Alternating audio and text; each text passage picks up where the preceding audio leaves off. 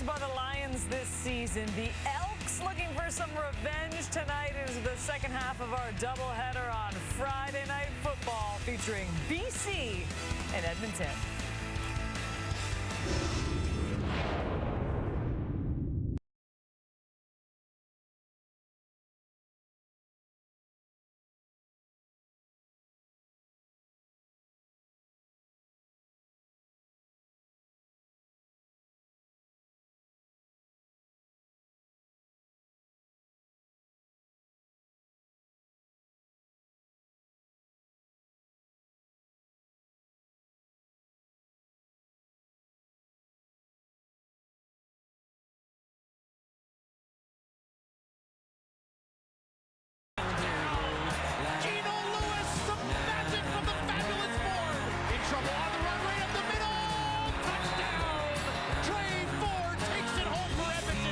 Old dirt roads.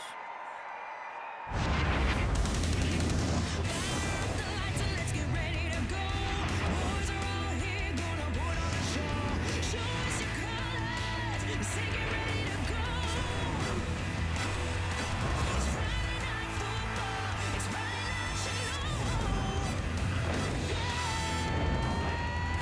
So show us your colors, go coast to coast. Friday Night Football on TSN. 4-2 since taking over as the Elks starter. Trey Ford looking to lead Edmonton to a victory over BC for the first time in 7 games. Meanwhile, Matthew Betts and BC Lions probably still riding that high from their thrilling win over the Red Blacks last weekend, hoping to ride that momentum into the game tonight. A fascinating matchup, to say the least, between the Lions and the Elks. It's the second half of our doubleheader, and it's Friday Night Football on TSN. Kate Burness alongside David Sanchez, Matt Dunnigan, Paul Lapolice, as we get set for this Western battle. We know it has been all Lions in the past, but Lapo, this is a very different Elks team this time around. What I'm looking for, Sione Tuhuma and Matthew Betts. All week, coach is saying, play contain. Don't let Trey Ford outside. I'm not going to do that. I'm not going to do that. Every game in the fourth quarter, Trey's gone nuts. So those guys in the fourth quarter have got to make sure you do it 3 quarters. They got to do it for 4 quarters. You know, until you think you know until you see them and experience them. Yeah, and I really think the same can be said for Vernon Adams. These two guys are some of the most electrifying athletes we have in the Canadian Football League. Worth the price of admission. What Omar Dolman had going on the West Coast and still has going on the West Coast, we're now starting to see it in Rick Lallisher and the Edmonton Elks and Trey Ford. They're getting it going, man, and it is going to be a great matchup. Yeah, Vernon Adams' best friend tonight is his defense. You guys, we talked about a ton about Trey. Can they get him off the field? Can Vernon keep that offense on the field and stay in a rhythm? If Edmonton continues to extend drives and Trey does with his legs, it's going to keep VA and that potent offense off the field. BC, to your point, those defensive ends have got to get off the field. Good luck. This one coming up next on TSN 1. Just a reminder, over on TSN 3 and 5, the conclusion of the Saskatchewan Roughriders and the Ottawa Red Blacks. It's a great game as well. It's a great night for football. The Lions and the Elks coming up next on TSN.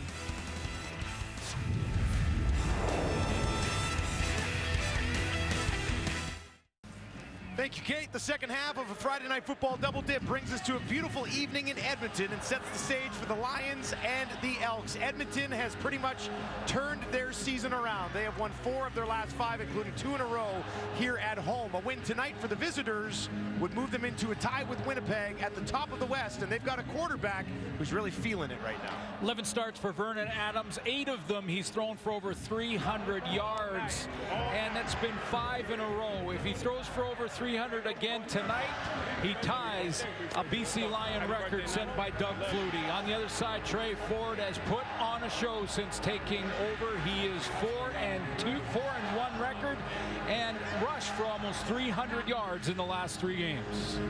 Chris Jones and his team turning things around. He's 7-10 in his career versus BC. 2-5 at home this season. 4-1 in his last 5. On the other side, Rick Campbell's BC Lions are 6-2 against the West this year, but just 500 in their last 6 games. Edmonton won the coin toss, deferred. The BC Lions said, give us the ball. So they will have it to start here on a beautiful Friday night. Late summer Friday night, early fall, 19 degrees at kickoff, and a low hard kick That bounces in, picked up cleanly at the 20 by Williams. And he is able to get all the way back out to the 40 on the initial touch of the ball game for Terry Williams. And our first look tonight at that man, Vernon Adams. Completing almost 70% of his passes, sitting at 69%, over 3,000 yards on the season. One of those 8 300-yard passing games this year was against Edmonton back in week 2 for the BC Lions. A shutout for the Lions in that game. In fact, they shut them out twice. Now, Trey Ford wasn't starting at quarterback either of those games. Completely different scenario here. That Edmonton defense was stuck on the field a lot in those other 2 games. They will hand it off, push ahead for Mizell, who actually had 2 of his better games of the year against Edmonton. Let's take a look at this BC offense. One change up front at left guard. David Neville will play in there for Andrew Pearson. Got a bigger body. That's sort of a promotion for Neville. Take a look at him at guard tonight. 6'8", 325 pounds. What a game for Justin McInnes against the Ottawa Red Blacks last week. 2 touchdowns for the Canadian receiver. Mizell has 600 yards rushing on the year, over 200 of them in 2 games against Edmonton. So they start with him, 2nd and 4. Adams throwing, wide open, Hatcher, and he's got it at the 50. Quiet week last week for Hatcher, just 1 catch, and he's got his first one here tonight. Yeah, I asked Vernon Adams about, with Justin McInnes over 100 yards and 2 touchdowns, was he just going with the hot hand, or is where the defense was taking him with the ball? And he kind of like, yeah, of course, it was the reads, and maybe it's Hatcher's night tonight. The defense will dictate that number 4 sees the ball a ton. Leads this team in targets, 86 balls thrown in the direction of Hatcher. 1st and 10 from the Edmonton 50. Adams quickly getting it away again. Right back to Hatcher again, and he's got another first down, 15 yards this time. What a luxury, though, for a quarterback to have a hot Justin McInnes last week. You've got Keon Hatcher, who had a quiet game last week and is getting red hot early on in this very first series. Alexander Hollins, Lucky Whitehead with the go-ahead touchdown last week for the Lions, and what a great comeback it was.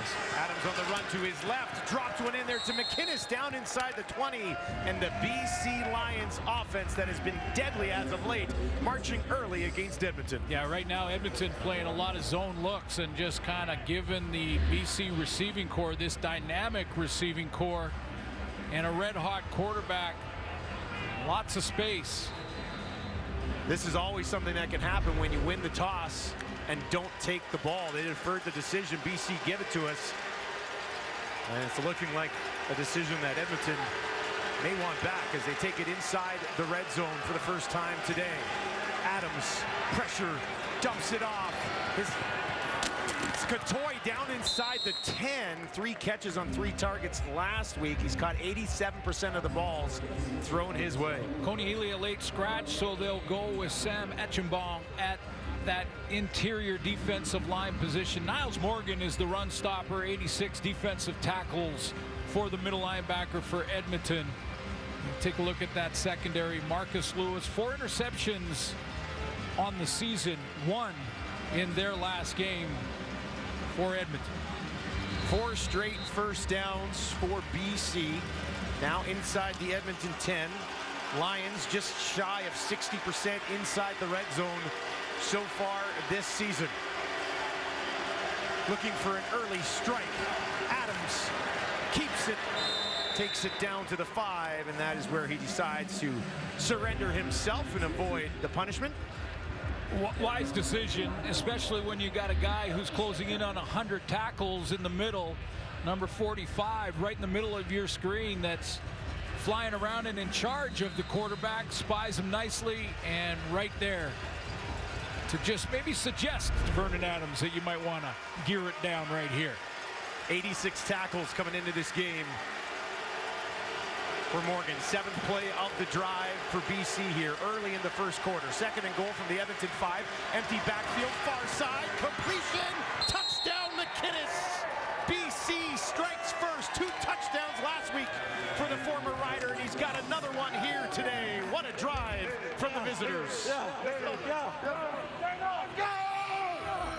Mentioned the Edmonton Elks playing a lot of zone in the middle of the field. Well, down here in this area, you've got to play more man-to-man. You just can't give up too much space on a 65-yard wide field. So a little bit of man-to-man. They got crossed up on the change motion, and Justin McInnis, 3 touchdowns in the last game and a beginning of this one. Gives him 4 touchdowns on the year. Sean White to call this city home, knocks it through. 7 plays, 69 yards, 4 minutes to find the end zone. BC on top early.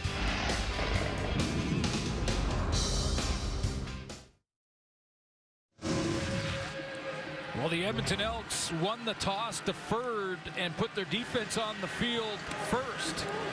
And the red-hot quarterback in Vernon Adams, 5 straight games over 300, went right to work. 5 for 5, 7 plays total, 69 yards, and starting an excellent pace to get a 6th 300-yard passing game. Yeah, you can't script a start here any better. 5 of 5, 60 yards for Adams. Cobb on the return to the 30, breaks a tackle all the way out just shy of the 40 for the former Manitoba Bison. Guinness.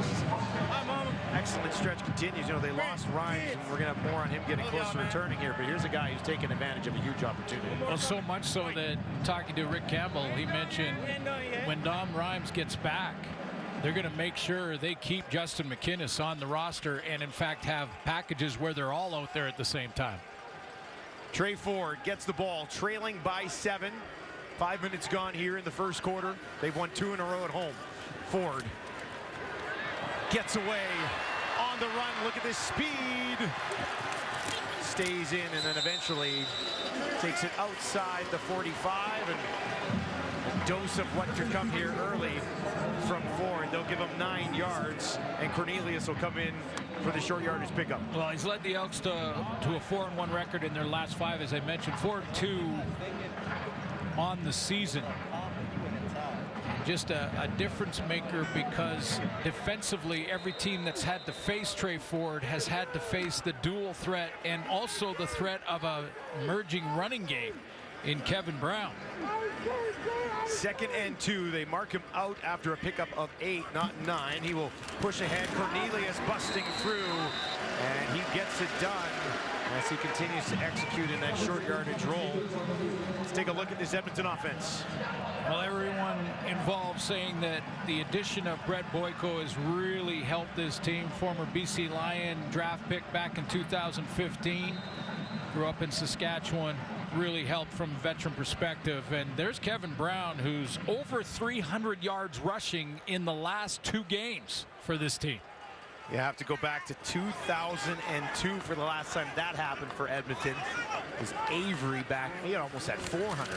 Now they'll give it to Brown, but he has nowhere to go. Read well.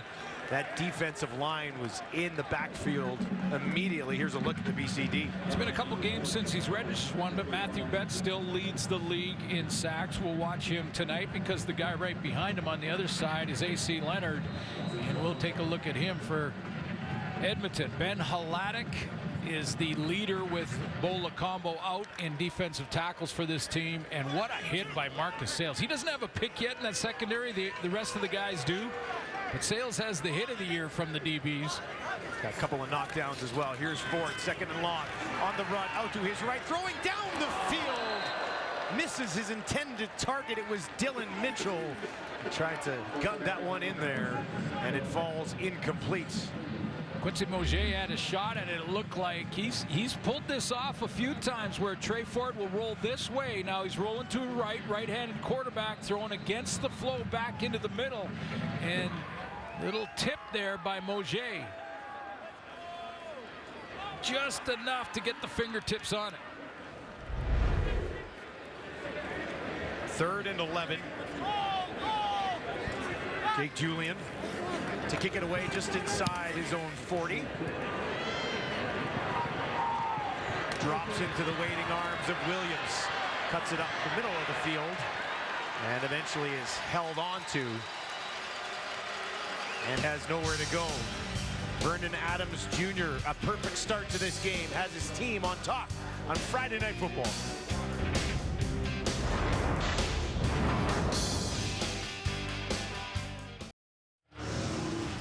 Well, we couldn't possibly go on any further in this broadcast with the Lions playing tonight without recapping what happened in one of the most ridiculous comebacks in league history. Just a 23-point fourth quarter, 120-yard missed field goal return by Terry Williams sets up the Lucky Whitehead. That made it a 3-point game. Lucky Whitehead touchdown to go ahead with 16 seconds left.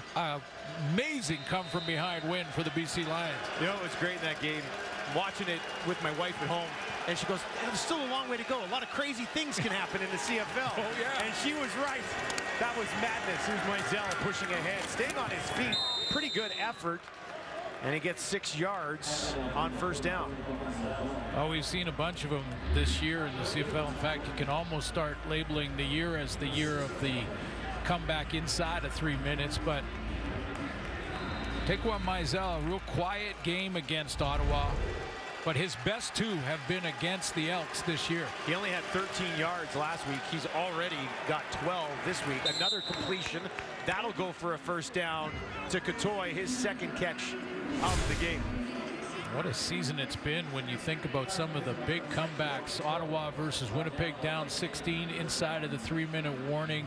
Edmonton versus Calgary. Trey Ford's signature on a couple of those games. No, those two there, that's a home and home. Exactly. How insane the Labor Day game and the rematch were this year. 1st and 10 from the BC 43. And that one incomplete. First incompletion of the game for Adams. He was trying to find his running back in the slot.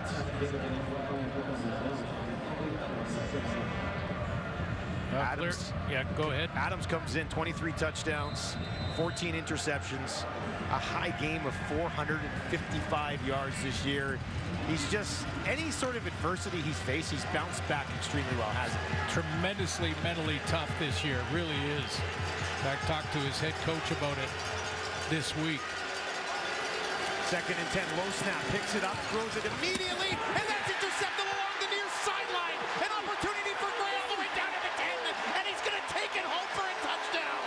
53-yard pick 6 for Kai Gray. The first touchdown of his CFL career is a big one, and Edmonton is on the board. Low shotgun snap for Vernon Adams, and he takes his eyes off the coverage, goes down to pick it up. This is the downside of having the shotgun. You got to go down, the snap is low. He goes down, picks it up, takes his eyes off the coverage, and that's when Kai Gray just jumps underneath that out route and says, thank you very much, is gone for 6. And we'll get an example here, or going to see if Vernon Adams can once again come back from an interception.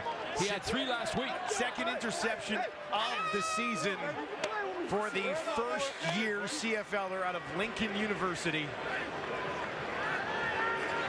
Faithful out for one more, and he knocks it through, and just like that, we are tied at 7. Edmonton's defense gets them on the board finally this season. Kai Gray, thank you very much. All the way home untouched.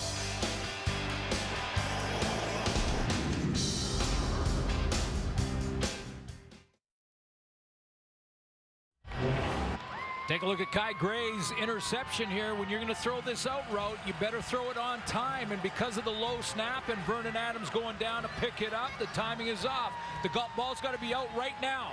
It's not, and Gray decides, okay, if you're not going to throw it on time, I'll put my right foot in the ground, undercut that out route, and away he goes. After back-to-back shutouts against the Lions, Edmonton finally strikes. It's their defense that surprisingly gets them on the board. Now here goes Williams. Williams wrapped up just outside the 35. As we saw last week, he is always a threat. We saw in the first drive for Vernon Adams, he goes 5 for 5 against the zone, and there was lots of open windows in that zone, and he went right down the field and scored. The good side for a defense is in a zone, you got your eyes on the quarterback. Kai Gray looks at the quarterback. He sees Vernon duck his head like that. He plants, undercuts the out, puts points on the board for the first time against this BC Lion team this year, as you mentioned. 3 interceptions for Adams last week, but then still managed to lead his team back in the final moments. We'll see how he bounces back here. He'll start on the ground. Nice cut. And a decent pickup once again on first down by Mizell. You take a look at those first 2 games. Of course, Trayton Ford didn't play in either of those games. Vernon Adams started the first one. That was the 22-0 game in June. And then Dane Evans got the start in the second one. He threw for over 300 in that game. And again, another shutout. 2nd and 4, empty backfield. Adams to his running back. Mizell breaks 1 tackle. Not the second. Purifoy, former Lion, is there to wrap him up. Just over 4.5 on the clock. Again, this is what we talked about. This is another opportunity here for Vernon Adams to bounce back. I mean, in that Ottawa game, there was some rocky moments for this offense and for Adams. Threw 3 picks in the game total. And then still just kept slinging it. Goes over 300 again and scores 23 fourth-quarter points.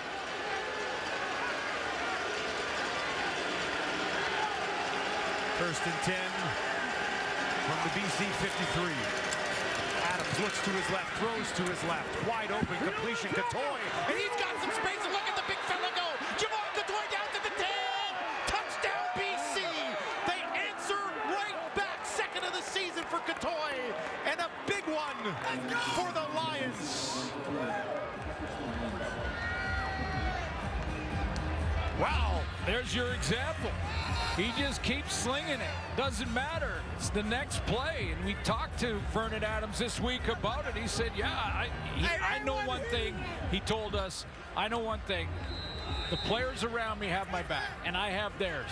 And after the 3 picks last week, he said they all came up to me and said, hey, we're riding with you no matter what, so let's go. And Adams comes back, throws a strike, and a lot of heavy lifting there by Catoy down the sideline. 57 yards, his longest catch of the season. As I mentioned, his second touchdown of the year. 6'5", 230. You never know it. Catoy gets this ball. And he's gone. BC with the bounce back.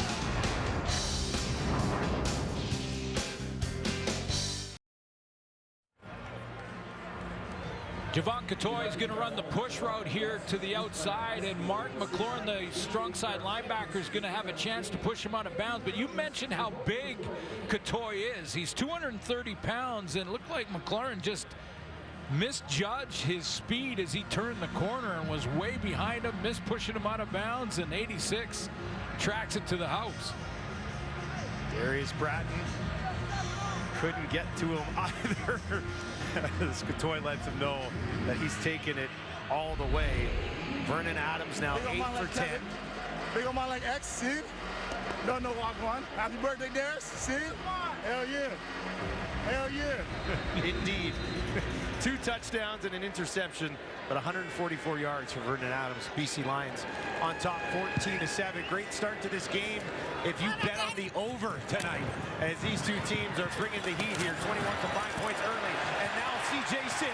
Sims back to the 50. Excellent field position for Trey Ford as we watch the evolution of this young quarterback. For more on that, let's send it down to Ryan Rashad. So talking to Trey Ford about what he's working on, interesting that he pointed out he wants to show a little bit more patience in the pocket. We all know how good he is when he gets outside of it, but he said he felt he was a little bit predictable because Calgary sensed if there was nothing there in the first couple of steamboats, they knew he was going to pop the pocket, and so they were ready for that. Ford said he wants to be a little bit more patient, a little less predictable, maybe get down to his 3rd or even 4th read at times. But guys, his instinct to run is strong, and he's never going to apologize for that. Nor should he. Nor should he. Brown up the middle. Because he's not just a runner. I mean, Trey Ford is unique in his ability to escape. I mean, his feet, speed, his quickness, just he outruns angles of some of the fastest athletes, so much so that the BC Lions have said they're going to try to mirror him with a DB, not a linebacker. We've seen other teams that face Trey Ford try to play that spy technique with a linebacker. They're not even going to try that. They're going to bring a DB down and see if he can track it. 2nd and 7 nearing midfield. BC's going to bring some pressure. Ford in the pocket, trying to escape. In trouble, and this time will not get away. Wrapped up and taken down. Ben Hladek was there, the former UBC Thunderbird. 9 tackles and a sack last week for Hladek.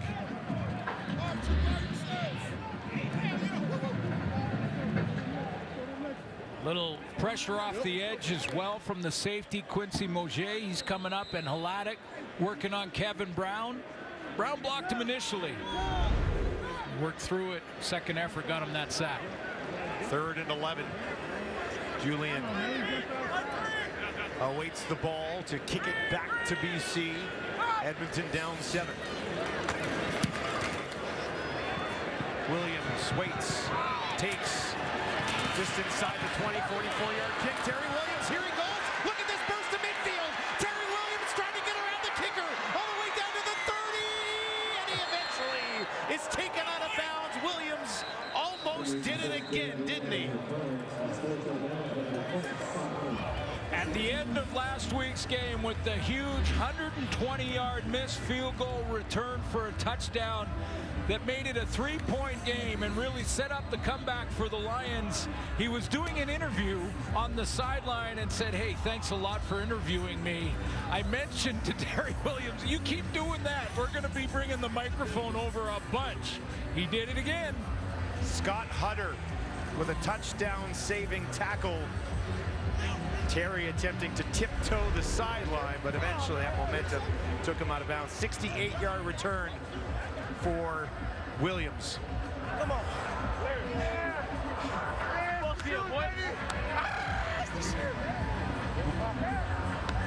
We'd like to welcome the viewers who watched Ottawa at home, big win, get by Saskatchewan 36-28. And I'd like to say you got here just in time, but you're late. BC with a 14-7 lead, and Terry Williams just with a 68-yard return, instant field position for Vernon Adams. Holding this group to a field goal right now would be huge for the Edmonton defense. They'll give it to Lucky Whitehead. Whitehead down to the 20, takes it inside the 15. And they'll give him 9 yards. Very close to another BC first down. Come on, man. Get ready. Terry Williams has another one of those games. Bring that camera microphone right over to him. His longest punt return this year was 44, and he took that one all the way for almost 70. And now a push ahead. What gets missed too, Dustin, in that big comeback last week for BC was he had the 120-yarder. The defense got the 2 and out they needed, and then on the next punt return, Terry Williams got it to almost midfield. So Vernon Adams and the offense only needed about 15 yards to get into field goal range to get to overtime, and they were there so quickly they could try the corner route. Lucky Whitehead scored, and they scored a major instead to take the lead. Are you telling me a return team is important? It's a third of the game up here, my friend. They'll hand it off. Mizell gonna walk it in untouched. Get out of my way. Mizell to the end zone. And BC adds to their lead on the road. Give me one quick. All right, baby. Wow. Wow. First of all, blocking up front, Suk Chung and Kent Perkins just opening up the big hole here. Watch this big kick out block and block down here in the hole. Just huge for Mizell to hit at the line of scrimmage. There's the running alley, and then watch the move Mizell puts on Luchez Purefoy. No chance. Now you see me, now you don't, with all that space around him. Just the second rushing touchdown of the season for Mizell. Got a couple in the air as well. Sean White puts BC on top 21-7 at the end of the first quarter. An entertaining start to the second half of this Friday night football doubleheader under the lights at Commonwealth.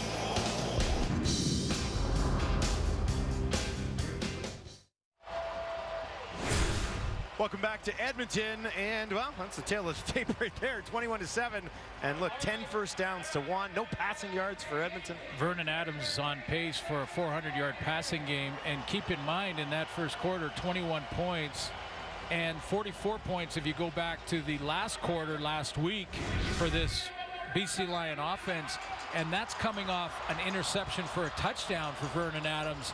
Again, mentally tough. Every single player, no matter what level you're at, is going to make the big mistake, and it's what you do the very next play, and this offense is just getting it done. I want to show you on this replay one more time Justin McInnes catching touchdowns, 3 in the last game and a quarter, but he's also getting his nose dirty. That's a second level block on Ed Gainey to spring his tailback Mizell for the touchdown. By Sims, has to go over and grab it at the 18, works his way through, pretty decent after the bobble, gets it just outside the 30, a return of 15 yards for CJ Sims. Only 2 series in that first quarter for Trey Ford, so he hasn't even had a chance to settle in, because you can see the difference that he has made. 6 games with Ford, they're averaging almost 30 points per game in the 4 wins, and you saw the 2 shutouts against the BC Lions earlier. But I'll tell you what, when you're only on the field for a few minutes and only 2 series, you can't get going. Now on the run to his right, tried to gut it in there to Cobb, and it was broken up by Marcus Sales.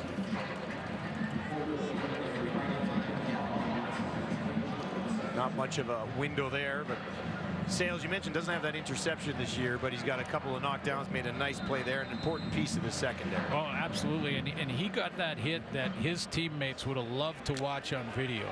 I think they watched that a few times. Yeah, Ottawa went in and scored on the next play anyway, but it was a nice shot. 2nd and 10. Ford in trouble again on the run. Where's he going to go this time? Still going, taken down by the Lions defense. There was enough of them there to gobble them up, take them down, and Edmonton will be forced to kick it away again.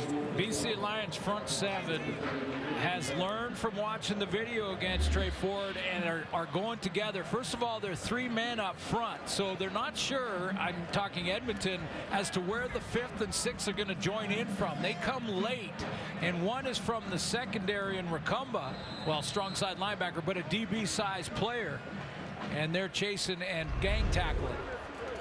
Don't leave it to a one-on-one with Ford. He's too quick.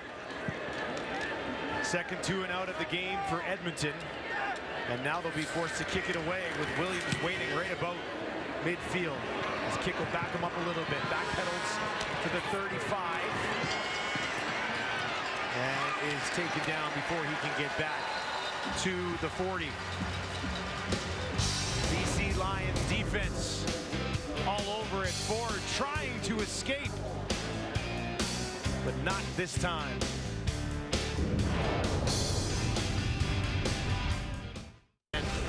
Plus, gorgeous night here in Edmonton, and the Elks defense back out on the field again. We talked about this before the game between these 2 clubs. Edmonton's defense was on the field so much in those first 2 games that BC just eventually wore them down, starting to trend in that direction here again. Yeah, absolutely, and it's you know, they need the big stop on 2nd down. They got the pick 6, tied the game at 7. Vernon Adams come right back out, put 2 more majors on the board, so yeah. Got to give Trey Ford some more opportunities. BC had the ball for 36 and 37 minutes in those first 2 games. Adams, now he's on the run, out to his left, turns, has some room, and he's going to take it ahead, slides on his knees, and looks like that will be close to a first down. They'll give it to him. Yeah, he knew exactly what he was doing, and you know, we talked to him. Boy, he's been impressed with Trey Ford's running ability. We talked about how he has been a player that does this quite often too. That blind turn to escape the pocket. He's got some quickness, got outside, and a real smart decision to hook slide and not take an unnecessary hit. He said Trey Ford reminds him of a younger him, but a little bit faster. A little bit faster, but a younger, not much faster, really. Yeah. From the 49 now, Adams pressured again. Goes up the middle this time, tracked down from behind. Held on to that ball as Elliott Brown got to him, but not before VA picks up 8 more yards. Yeah, I mean, he's been impressed. And I asked VA, I said, what was your best 40 time? He told us it was about 4.5, which is outstanding for a quarterback. I mean, that's fantastic speed for a quarterback. And I asked Coach Jones about Trey Ford's 40 time. He said, well, my clock when I clocked him was 4.1. They had him electronically at 4.3. That's a world-class speed there. Need a couple more yards here.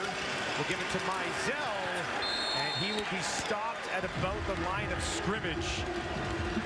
And it looks like for the first time today, Flintoff will be called into work as the Edmonton defense. At this point in the game, this is pretty big for them to get off the field down 14. Yeah, absolutely. They get a stop. And just for the record and perspective, my 40 time was forever. So Mizell gets stopped by Morgan. They get the stop they need and get Trey Ford back out there. Sims watches that one bounce. Kyron Moore actually in the game on that return, not CJ Sims that time. Brown having a huge season, but just 2 yards on 2 carries so far in this ball game.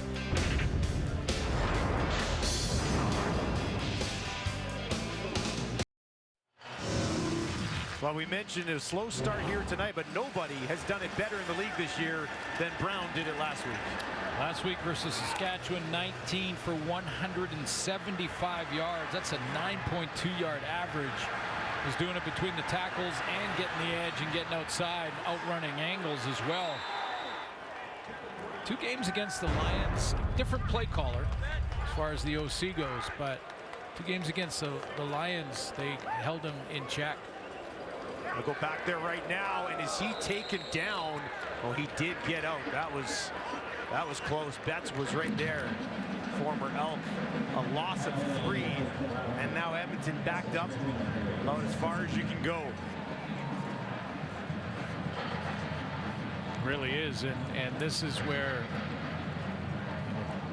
Trey Ford, if you get him on the edge and maybe get him outside of containment, that's where Matthew Betts is trying to get the signal as quickly as they can. It's like they got 4-man pressure or 4-man D-line in this play. Nice wide splits to make sure they contain. 2nd and 13, Ford in his own end zone, dumps it off to Brown. Can he find a block? He gets one, trying to push ahead. And he is very close to what would be a big-time first down for Edmonton. It looked like Ben Holatic took the brunt of that hit with Brown out in the open. Just kind of lowered his shoulder, and Holatic got it right on the chin, I think. Cornelius has come out on the field, and they'll go for it inside their own 15. Holatic, interesting, actually, you can tie this into something going on at University tonight. Holatic played at UBC. UBC tonight 3-0, hosting the University of Alberta Golden Bears, based here at Edmonton, also 3-0 to start the season. So nice. big-time University matchup tonight as well in Canada West. And Holatic really burst onto the scene here, hasn't he? He's had an excellent season so far. 9 tackles last week against Ottawa. Led the way for his defense.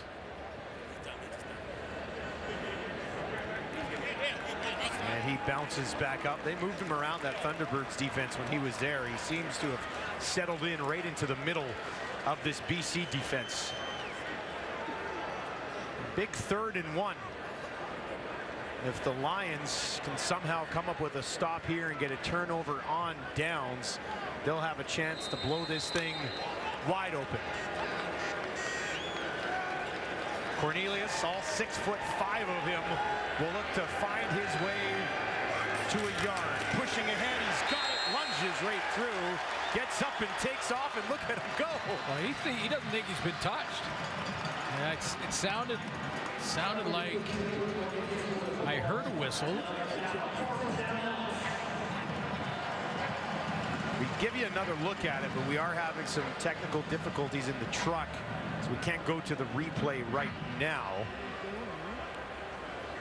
But it would have been interesting to see if he was actually touched along the way. I give Taylor Cornelius a lot of credit. He's asked to be the short yardage guy after a real rocky start to the season. I think he's still got tremendous upside potential. And he's been a good teammate playing those short yardage as well.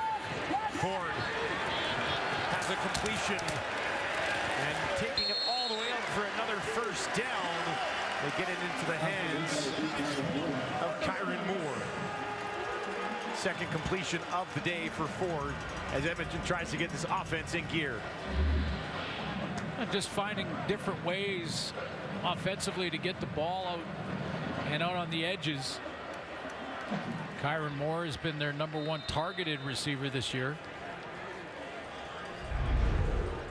Got the replay there. Shout out to everybody in the truck getting things back on track. Yeah, that was my fault. I pulled the plug here. I didn't want to throw you under the bus. Here's Brown trying to get to the edge. Nowhere to go. Lions hunt him down. And Rugamba eventually finishes him off. That is a loss of 4 yards for Edmonton.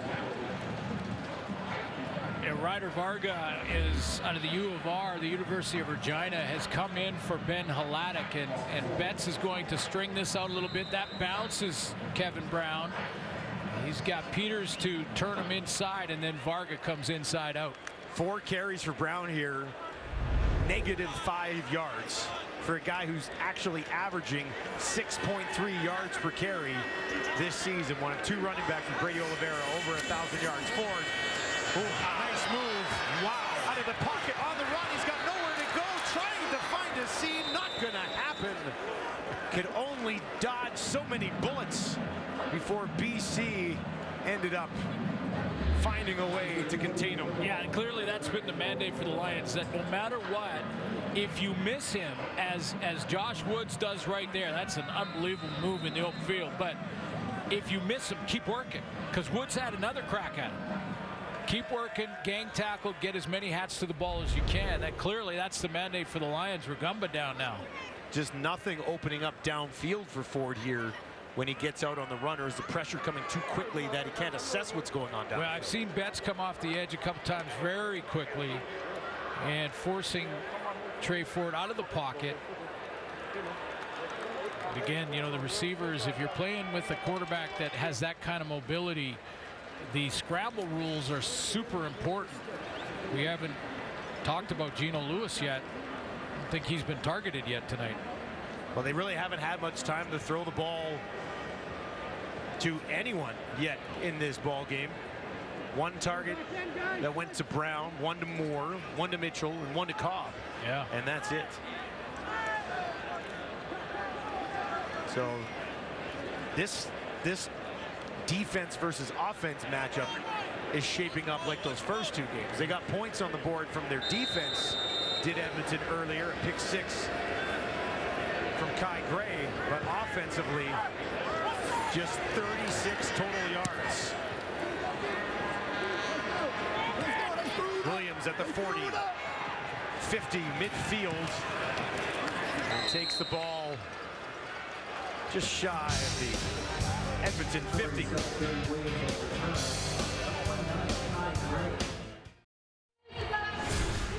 Well, I think we'd file this under the rich get richer. For more on the looming return of Dominique Rhymes, let's send it down to Ryan Rashad. No kidding. Like this potent BC offense, about to get even more potent next week as Rhymes comes off the 6-game list with a knee injury. They wanted to give him the time that he needed to properly heal. He was having a good season, right? 5 touchdowns, over 300 yards, but they took the time that they needed to get him right. And now he comes back at a time where this BC offense is absolutely on fire, and one of the rare times that they'll have this potent receiving core all together.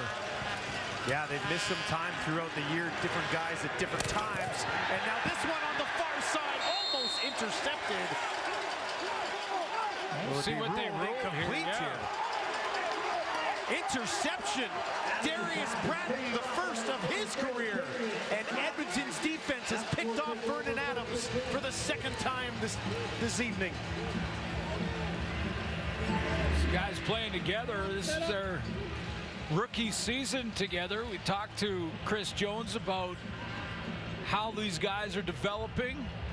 Darius Bratton and Kai Gray. Kai Gray has the pick 6. Bratton now with his turn to get the pick. Now, simultaneous catch goes to the offense, but I think Bratton had that wrapped up early. The split second earlier. McInnes kept working at it and finally gets it out, but Bratton was out of bounds. The previous play is being automatically reviewed by the command center. All turnovers are automatically reviewed.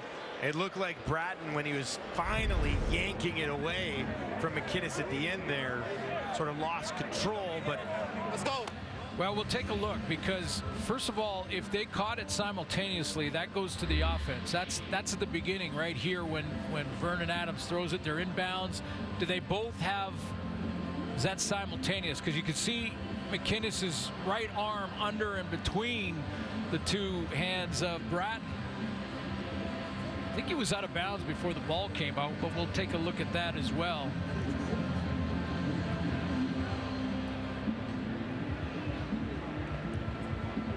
yeah, his foot would have been down out of bounds before that ball popped out, if that's what they're looking at. So can they overturn the ruling of the field interception based on something we see here? See, I'm wondering about that right hand of McInnes.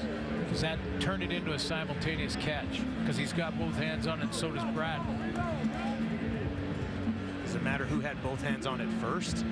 Looked like Bratton had 2, and McInnes kind of had his arm in there and then sort of brought it back around. Right? Interesting call here. Again, ruled on the field as an interception.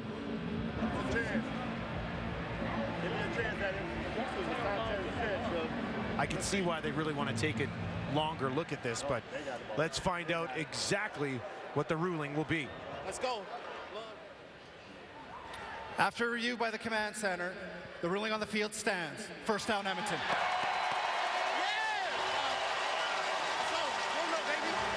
Rookie out of Virginia, Darius Bratton had 6 knockdowns coming into this game, but had not hauled one in. And he had to fight for it, but he got it. Yeah, that's like those 2 hands. Maybe 2 to 1 was the reason. It wasn't simultaneous. Edmonton gets the ball in their own 43. And flags for the first time tonight. Now, only the BC defenders are going to know what the game plan is exactly and what the playbook says, but from watching it on the outside, it looks like they're just cutting loose Betts. Matthew Betts. Procedure, Edmonton, number 69. It's 5-yard penalty. Repeat first down. That's Boyko. It just looks like to me that Ryan Phillips says, Matthew Betts, you go ahead, go hard, and just flash in front of him. Even if you distract Trey Ford and don't get home, you just go out of your stance. You don't have any contained responsibility. It looks like it from up here because he's getting after it. First and 15. And that one a miss. As Cobb had some space, but could not get to that ball, and he'll go back and chat with his quarterback. Yeah, he's pointing him to himself all the way back to the huddle, saying, I turned the wrong way, or whatever it was. Let's find out what it was.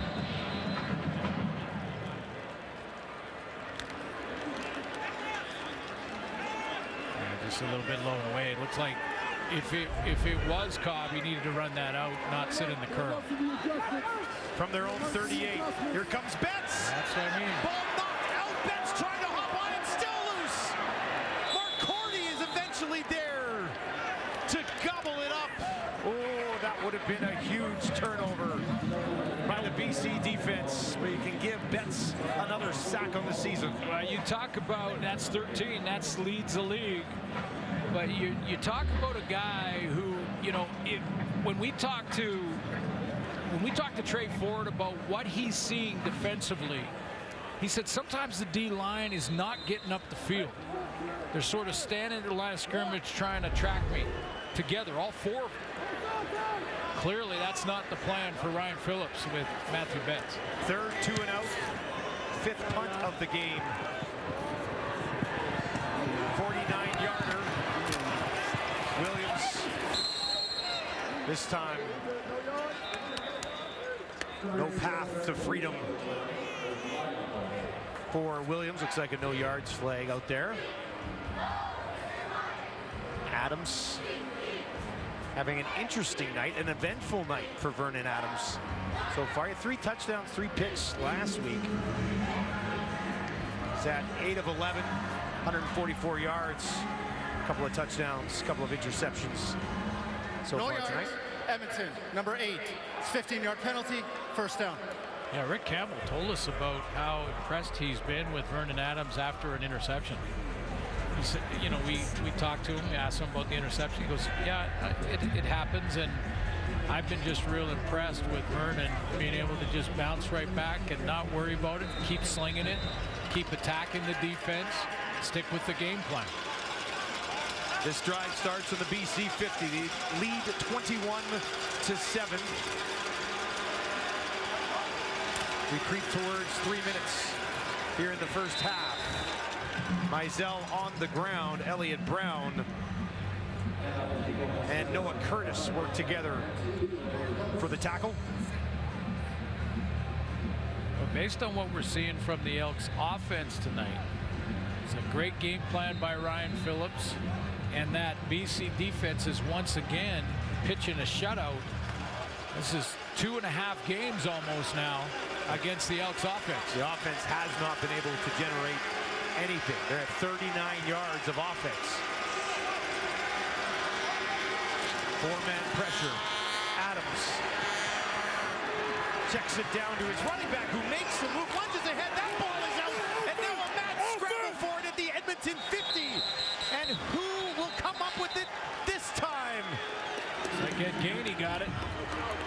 Edmonton, third turnover of the ball game. And once again, their defense is keeping them in this game.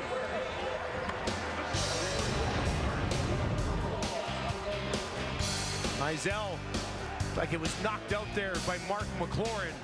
And after a scramble, Edmonton comes up with it.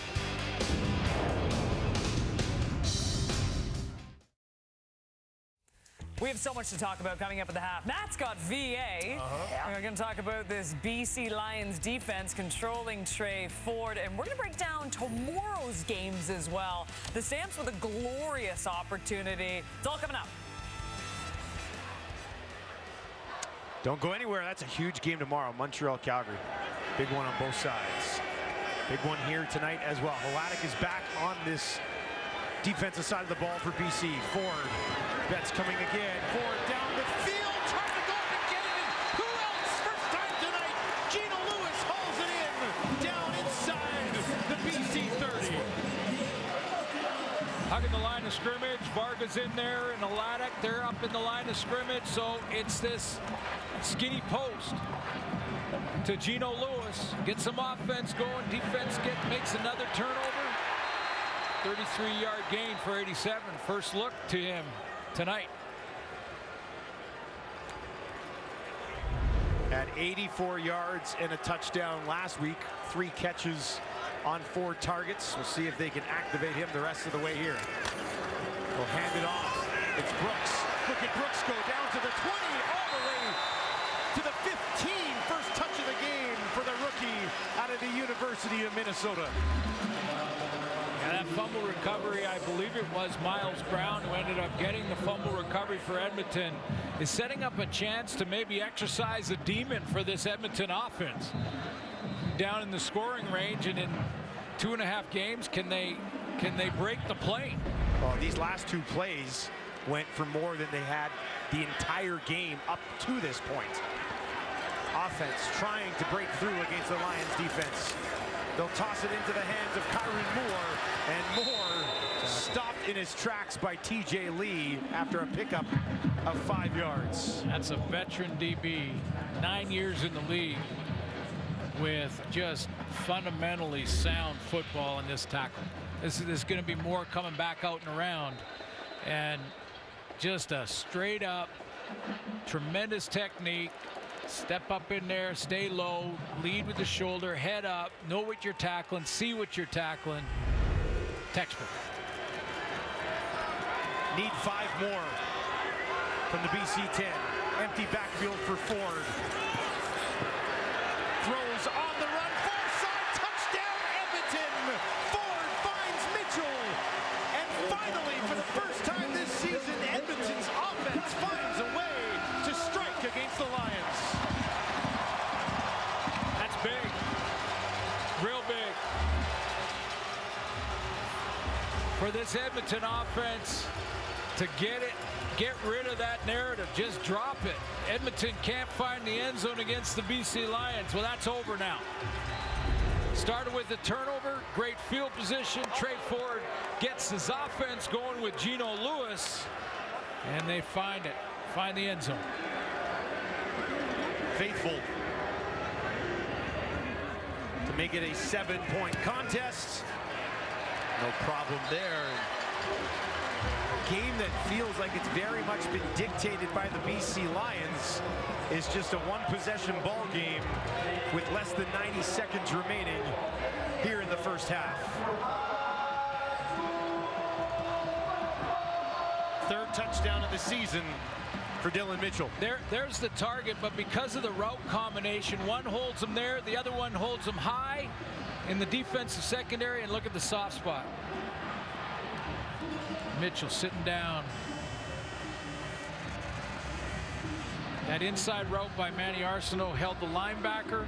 There's a deep route that took Marcus Sales and made sure he had to stay back away, and that opens up the hole for Mitchell.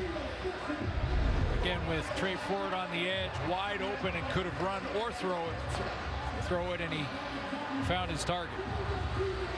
As fast as he is, the ball gets there faster when he passes it. That's a good point. Williams awaits this. Turnovers from the BC Lions have kept Edmonton in this ball game. A couple of interceptions and a fumble. Bit of a shorter kick. Try to stay away from Williams. Into the hands of Mackey along the near sideline.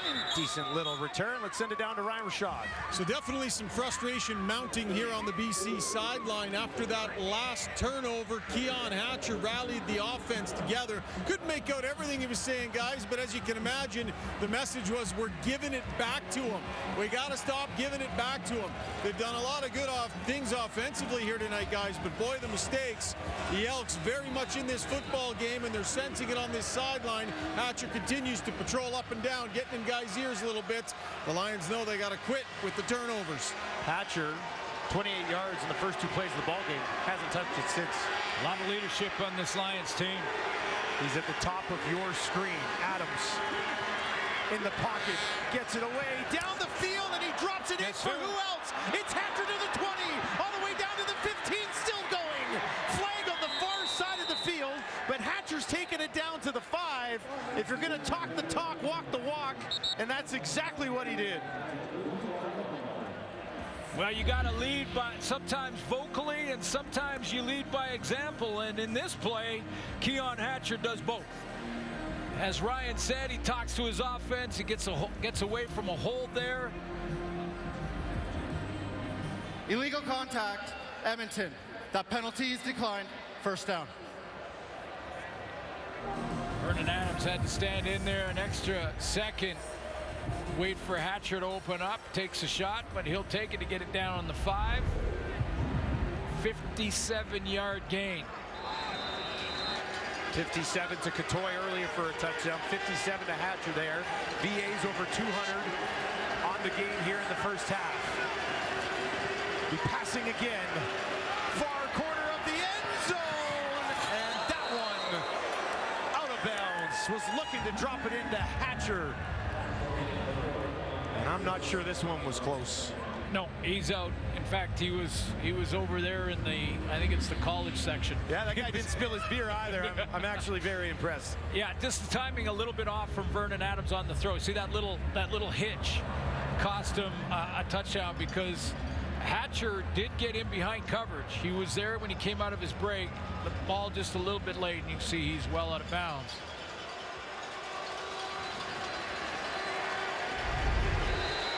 Pay a lot of money for those seats right in the action. Second and goal. 3 touchdowns already in the half for BC. Is there a 4th one coming? Adams throws it up. Lucky Whitehead, no. Incomplete. Hung up there forever.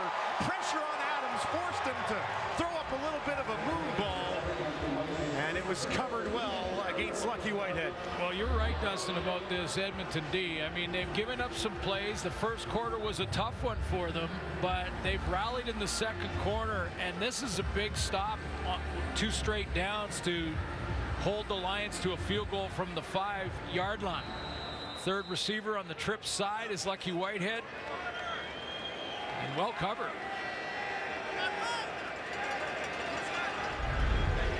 Mark McLaurin getting the start here today. Sean White, a chip shot. No way he misses one of those as he knocks it through. He's over 90% on the year. Well, even more to discuss here at the half with Kate and Ches, Matt and Coach. I don't think they'll have time to unpack this in a preview tomorrow's games. Well, I do want to hear Matty talk about the quarterback situation here in Vernon Adams. I mean, you know, he tells me the story all the time about the time when his coach, he threw, I think, 3 or 4 picks in a quarter or something, and he came off thinking, I guess that's it for me, and the coach said, no, go out and throw a 6th. You're in there. And Vernon Adams just keeps slinging it. He gets it down to the 5, but again, 2 big plays defensively to hold the Lions to a field goal and just try to hang on to some of that momentum. Hey, we're gonna do it again. BC has 281 yards of offense. Edmonton just 99. And it's a 10-point lead for the visitors. If they were able to pick up a win here tonight, they'd move into a tie with Winnipeg at the top of the West, which just makes for excellent drama down the stretch here in the Canadian Football League. From the 40 for Ford. Brooks in behind him. And they'll give it to Brooks right up the middle to Hema. And Haladic work together to stop him after a 4-yard pickup with 45 seconds on the clock. Dean Faithfull's long on the year is 46. He hasn't attempted one 50 or deeper, but he has hit 11 in a row. So we'll see their approach. 2nd and 6 on their own 44. I wonder about Kevin Brown. Got banged up on that Haladic hit a little bit. They both were shaking there. They need 6 for a first down. Ford down the field, has a completion at the 40. It's Mitchell, and he's able to hang on. And they have crept towards field goal range with 21 seconds on the clock. 26-yard completion to Mitchell. Nice little skinny post to the hash mark and field goal range. Are they going to take a look at this? Was it possibly incomplete? I think that's the discussion here. He's got the challenge flag out. BC is challenging the ruling on the previous play of a completed pass. The play will be reviewed. I took a look at that replay. It did look like the ball came out. Now, is that going to be considered possession gained and then a fumble recovered by Mitchell, or an incomplete pass? I believe it was Marcus Sales that makes contact here. Right there. Ball slips out. It hits the ground and he picks it up again. The question is, did he have possession long enough? Did he have a possession long enough? He catches it there, turns, and then the hit in the back knocks it out. Now that's slow motion. Yeah. If you run it in regular speed, we'll see kind of what the refs see in live action. It was ruled a catch, so they're going to have to sort of in regular speed determine whether or not he had possession, and this is a fumble recovered by Mitchell, or was it an incomplete pass? It was regular speed. Yeah, they're certainly not just looking at that ball bouncing off the turf because it came right back to Mitchell anyway. So regular speed right here. Is it a catch and fumble, or is it incomplete? Tough one. Well, because he turned, got it, caught and it, right put there, it under his arm, Yeah. turned.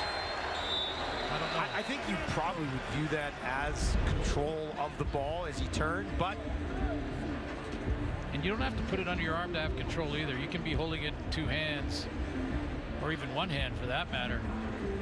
And I think when he turned with that movement, Rick should be Campbell is enough. 0 for 3 on challenges so far this year. Is he finally going to get one? Let's find out. After review, the ruling on the field stands. BC will be charged a timeout. So that does open up an opportunity for Edmonton to possibly put some more points on the board here late in the second quarter. Second catch of the game for Mitchell.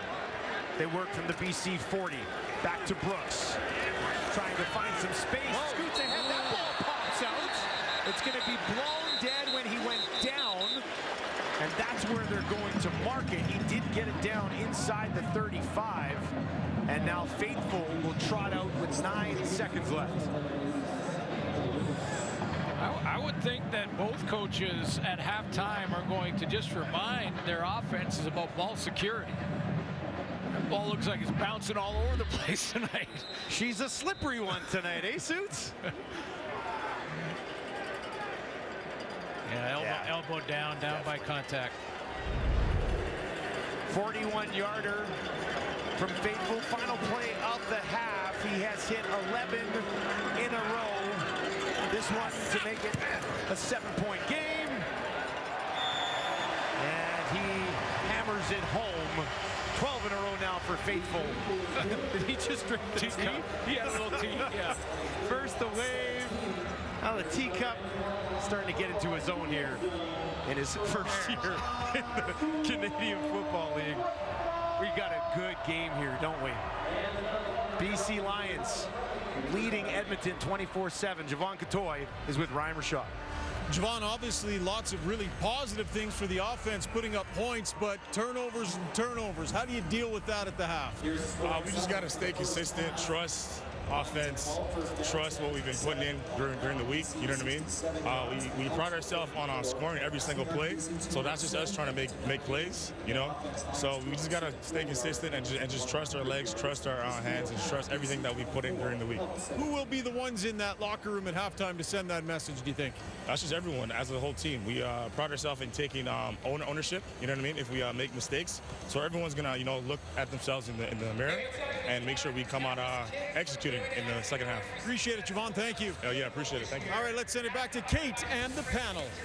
Running alongside David Sanchez, Matt Dunnigan, Paul LaPolice, and we've got ourselves a very entertaining football game once again, like the first one. My goodness, what a delight on Friday Night Football. And let us start with the BC Lions defense, because they have done a very nice job in this first half of containing Trey Ford. He's only 6-9. He's got the 98 yards so far, but I mean, he's having problems moving it because they're really, really swarming him. Yeah, it looks like the game plan is to give complete freedom to a couple defenders.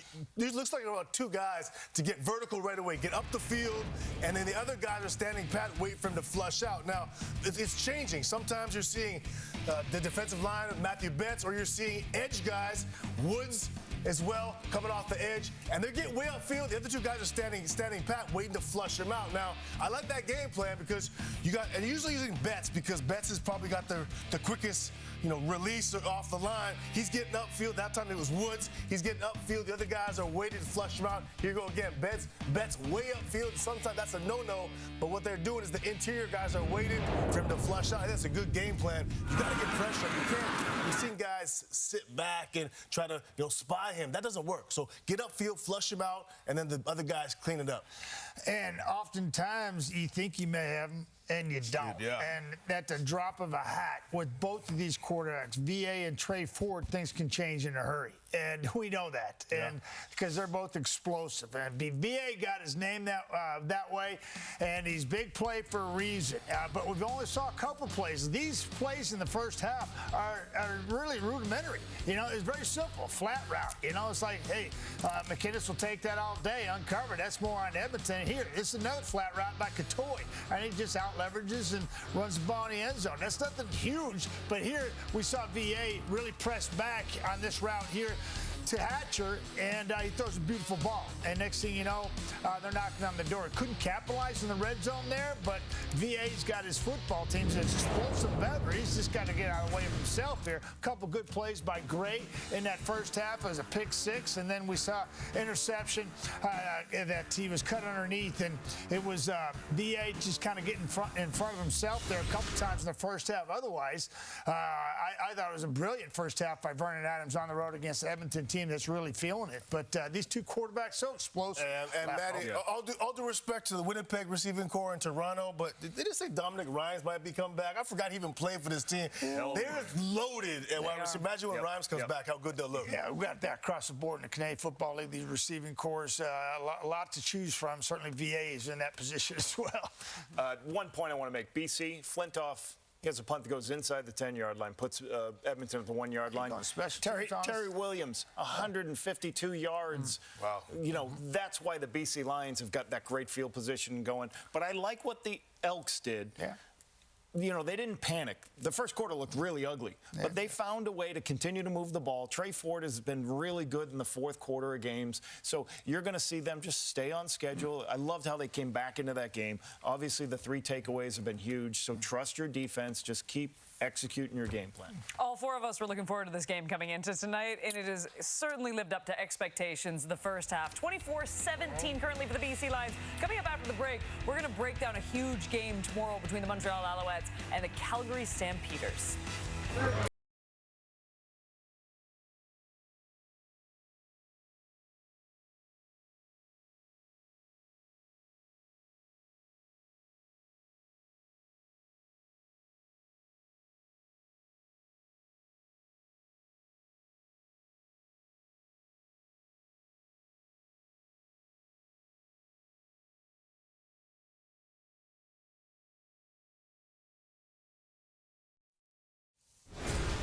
What's better than a doubleheader on Friday night? A doubleheader on Saturday as well. First up, it's the Montreal Alouettes taking on the Calgary Stampeders, 4 Eastern, 1 Pacific time, and then it all wraps up. It is a battle of the rivals. The Hamilton Tiger Cats taking on the Toronto Argonauts. You can see that 7 Eastern, 4 Pacific. As we take a look now at the CFL West standings, the Saskatchewan Roughriders losing in the nation's capital tonight, so they drop to 6-8 on the season. We assume BC's in this second position now, but the battle for third becomes much more interesting with the Calgary Stampeders sitting at the 4 wins and watching, of course, tonight's game. Lapo, how big is this for the Stamps tomorrow? Yeah, it's huge for them to obviously continue to stay in, get them an opportunity to get in the playoff run. They got the Owls, Ticats, bye week. Then they finish with 3 Western opponents. But this is the game. They play the Riders at home. They got to win that game. But then they go to at BC at the end of the year. If they beat BC in BC, that could have huge repercussions because that could give Winnipeg first place, guys. And then Winnipeg's not playing anyone the last week of the season because they have Winnipeg at home. If Winnipeg's got something to play for, different story. So hopefully for Calgary, they can beat BC on the road in BC and make that a no game for Winnipeg at the end of the year. 30 more minutes of ball be played here, right? Yeah. Edmonton comes back and somehow manages to get a win at home, go 5 out of the last 6. That puts a lot more pressure on Calgary, and I think Calgary is primed. You know, they just got rid of Markeith Ambles, and Trey Odoms-Duke's going to take his place in the roster. It looks like Mills and Kadeem Carey are going to be up for the Calgary Stampeders. So when it gets this time of football year, and you gotta pound it. They're gonna have plenty of talent there in the receiving core intact to make it happen. It could be a real interesting race down the stretch here. Calgary, to me, is the biggest wild card in the league because they are talented. They're on both sides of the ball. Like, there's just one game, you get a different Calgary each week. Yeah. And that's Different team each week. Absolutely. Yeah, I think right. they're Different a wild Jake card. Mayer every week. Absolutely. Right? They're 17 talented. players on their 6-game injury You're list. talking about the roster. Yeah, Yes, yeah. I mean, right? I think of the guys there, starting with Jake, because I think Jake, when he's playing at his best, Jake is one of the best quarterbacks in the league when he's at his best. And this roster can make a run if playing well. So it's interesting and in a spot that let's see how it plays tomorrow, because obviously Montreal a lot to play for as well. Should be a great doubleheader. So great that I am going to play hooky and not Vancouver tomorrow, unfortunately. So don't worry, I'm sure there'll be a backup host. Meanwhile, coming up after the break, it is stats. Will it be Davis Sanchez? Will it be Matt Dunnigan? We don't know, but we're going to figure out in the commercial break. I choose Matt. It's not going to be me. No, Bappo, you did it already. Did them once already. Here we go. They were awesome when I did it, too.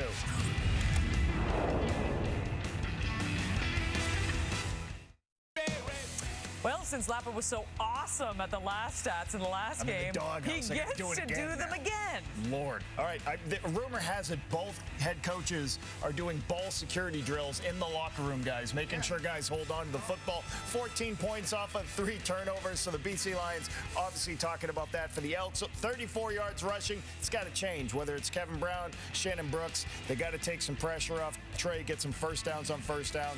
That's what we're looking for. Honestly, I think this is going to become your segment now. Awesome. Stats with Lappo. We'll get sponsored and everything. An actuary going to do it. Get you back to Edmonton right after this. What? No, an actuary.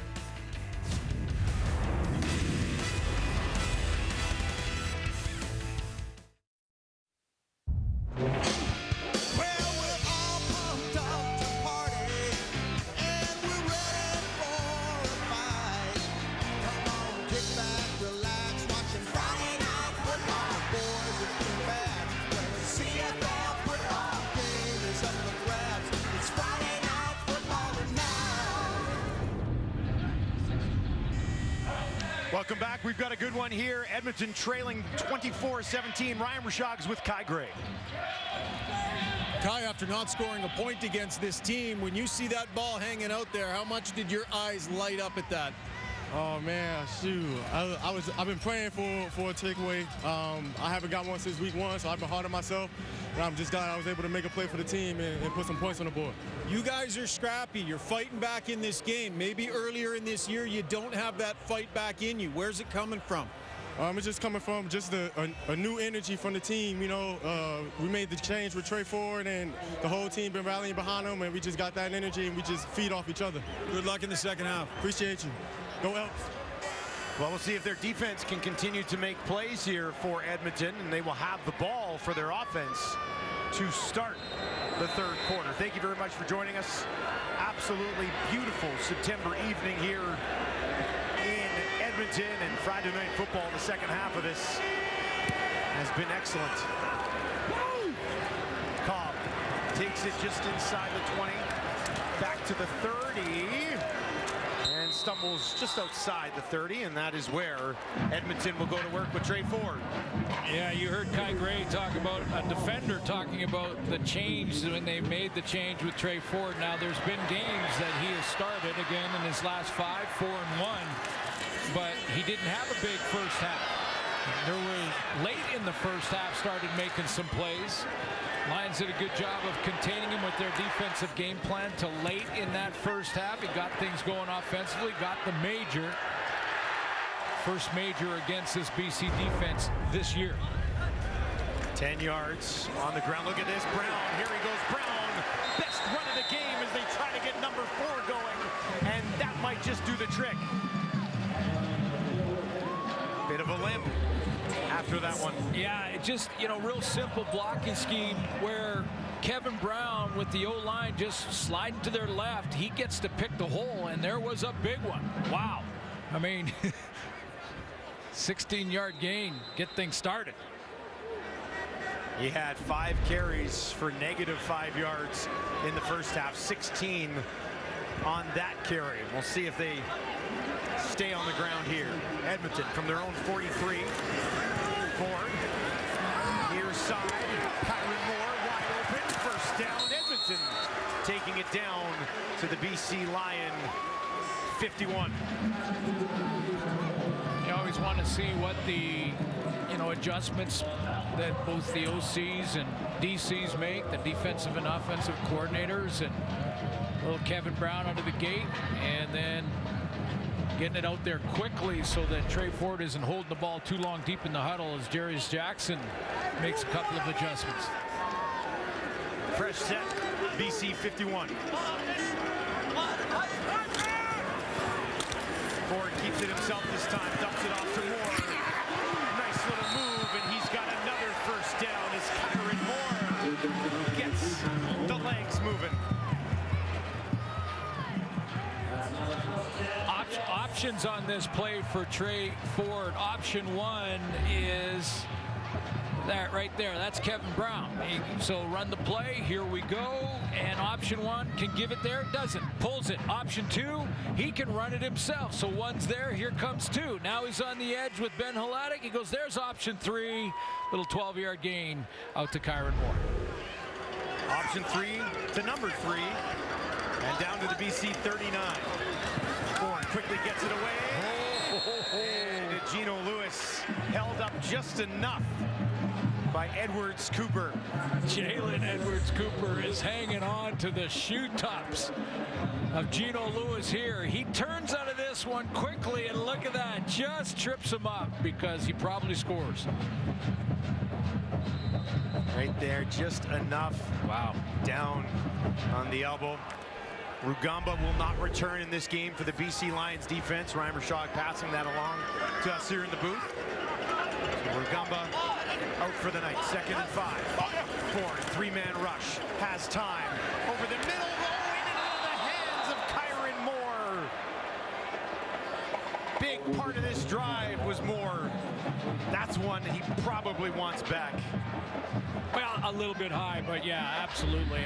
This is more, and you could tell by the way he was going back to the sideline. A little change motion with Mitchell. A nice double move back to the middle. Ball very catchable right in that window, and he just dropped it. That double move was a beauty, though, wasn't it? Oh, yeah. Peters was gone. 12 in a row for Faithful, 1 for 1 tonight. It was from 41. This one also from 41, just inside the left hash. And he pulls this one wide left. All the way through the end zone. First miss in quite some time for Dean Faithful. 6-point game here in Edmonton.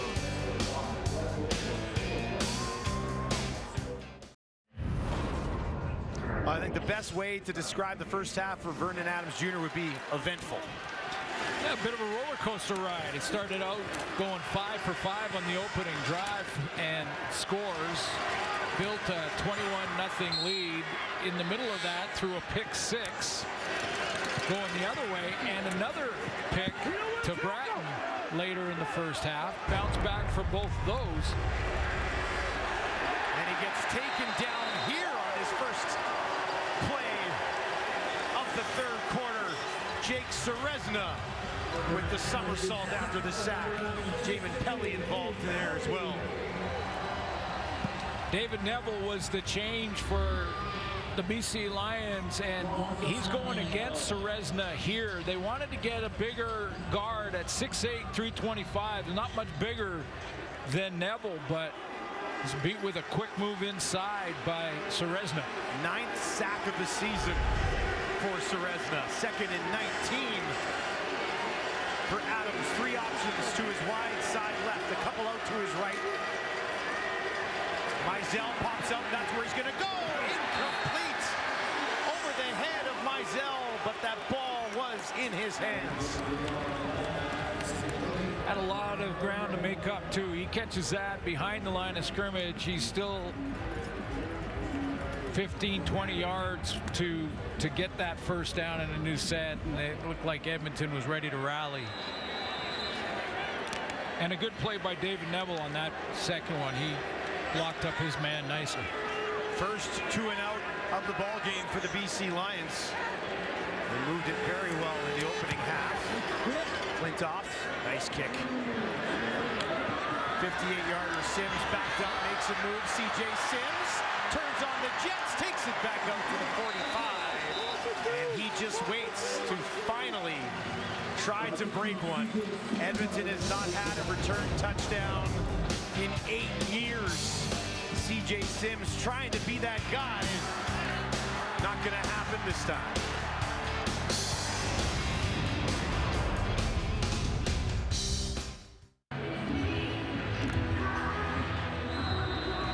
Trey Ford, 9 of 13, 126 yards and a touchdown, just 10 yards on the ground so far in this ball game. Will that be unleashed here with his team down 6? They trail 24-18.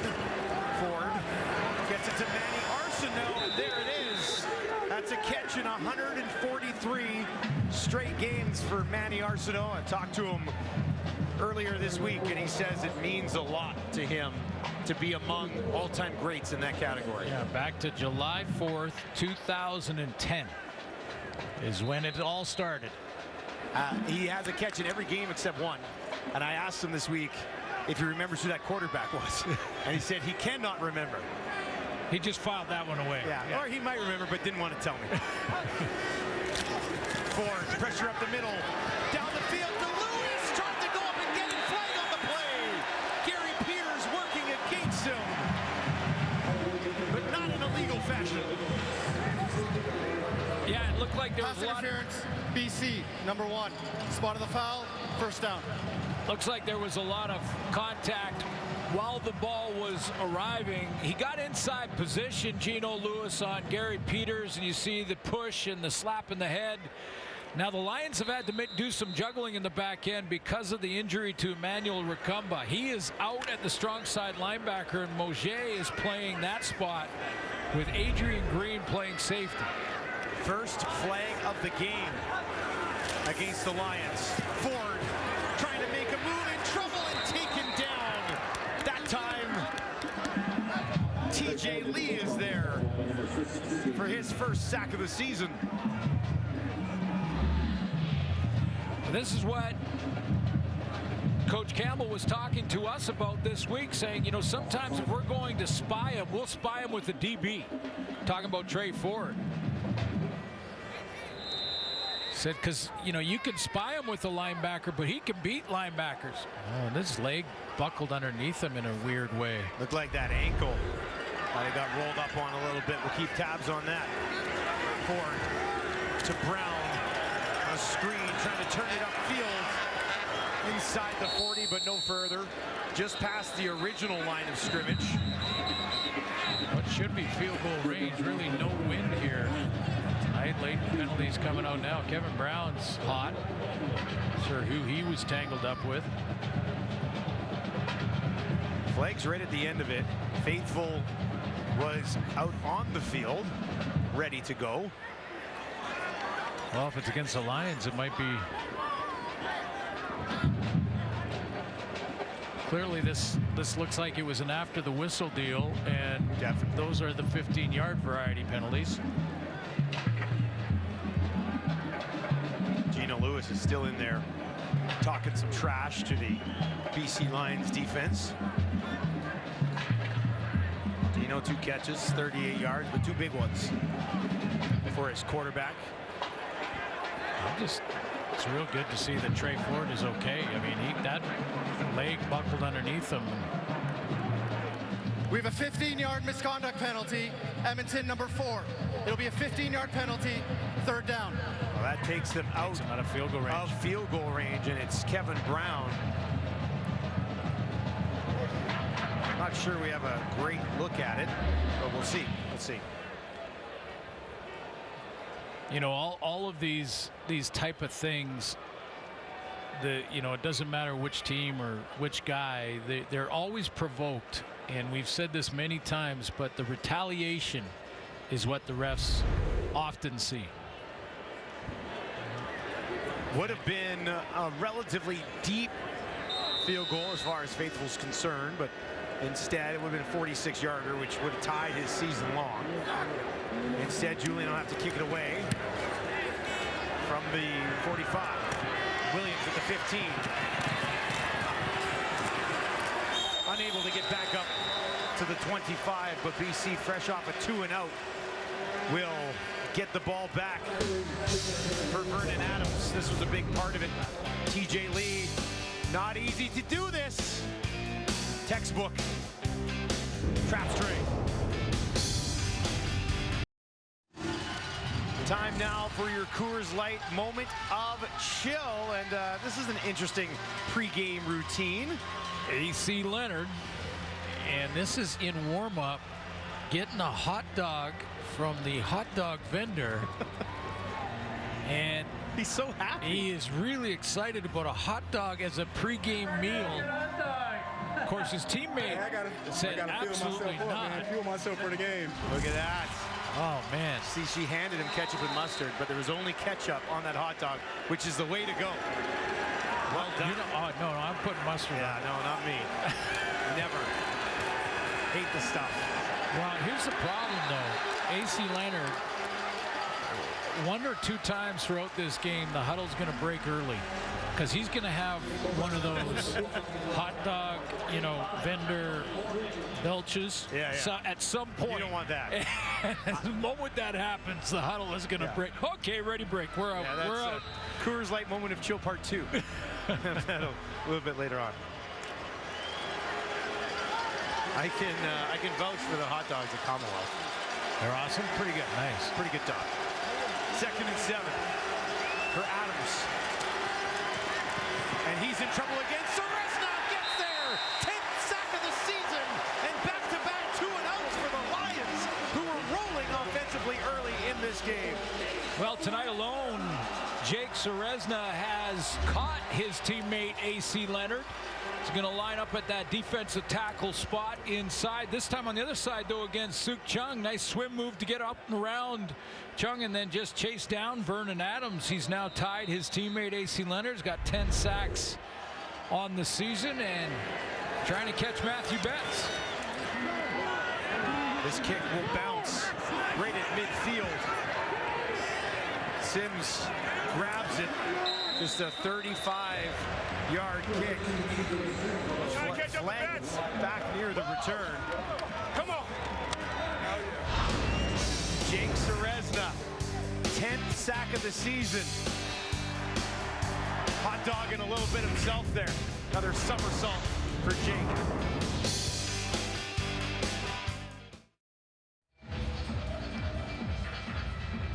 Interesting night, but a great season so far for Kevin Brown. For more, let's send it down to Ryan Rashad. Yeah, we were chatting with Kevin Brown this week. We were talking about the personality that this team has taken on. If you guys think back to earlier in the year, remember anytime something bad would happen, they just could not recover.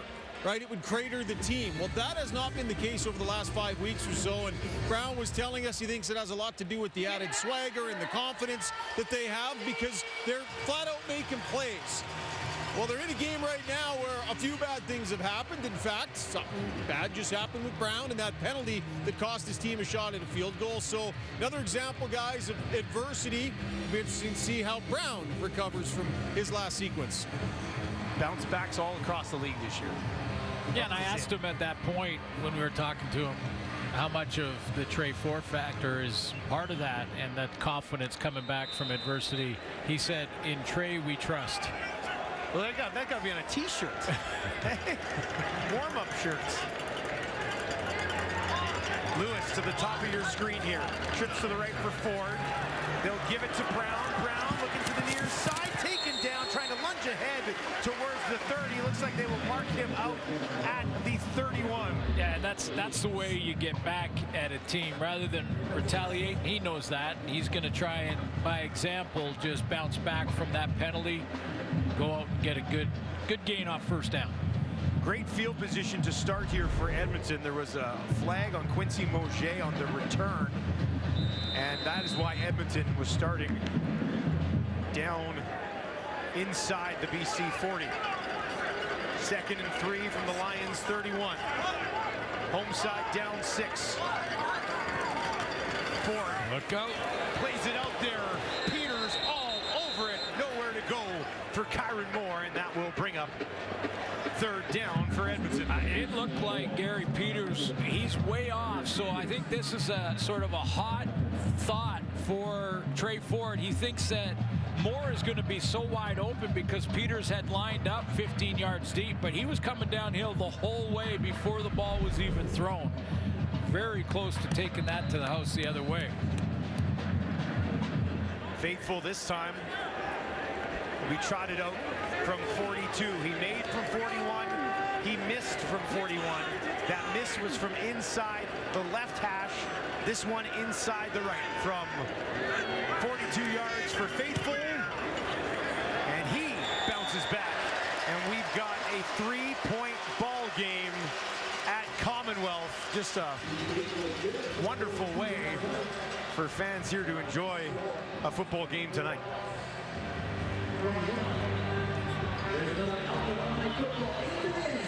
Now, BC had scored 21 points early in this football game. Back-to-back 2-and-outs, just 3 points since then. They led this game 21-7.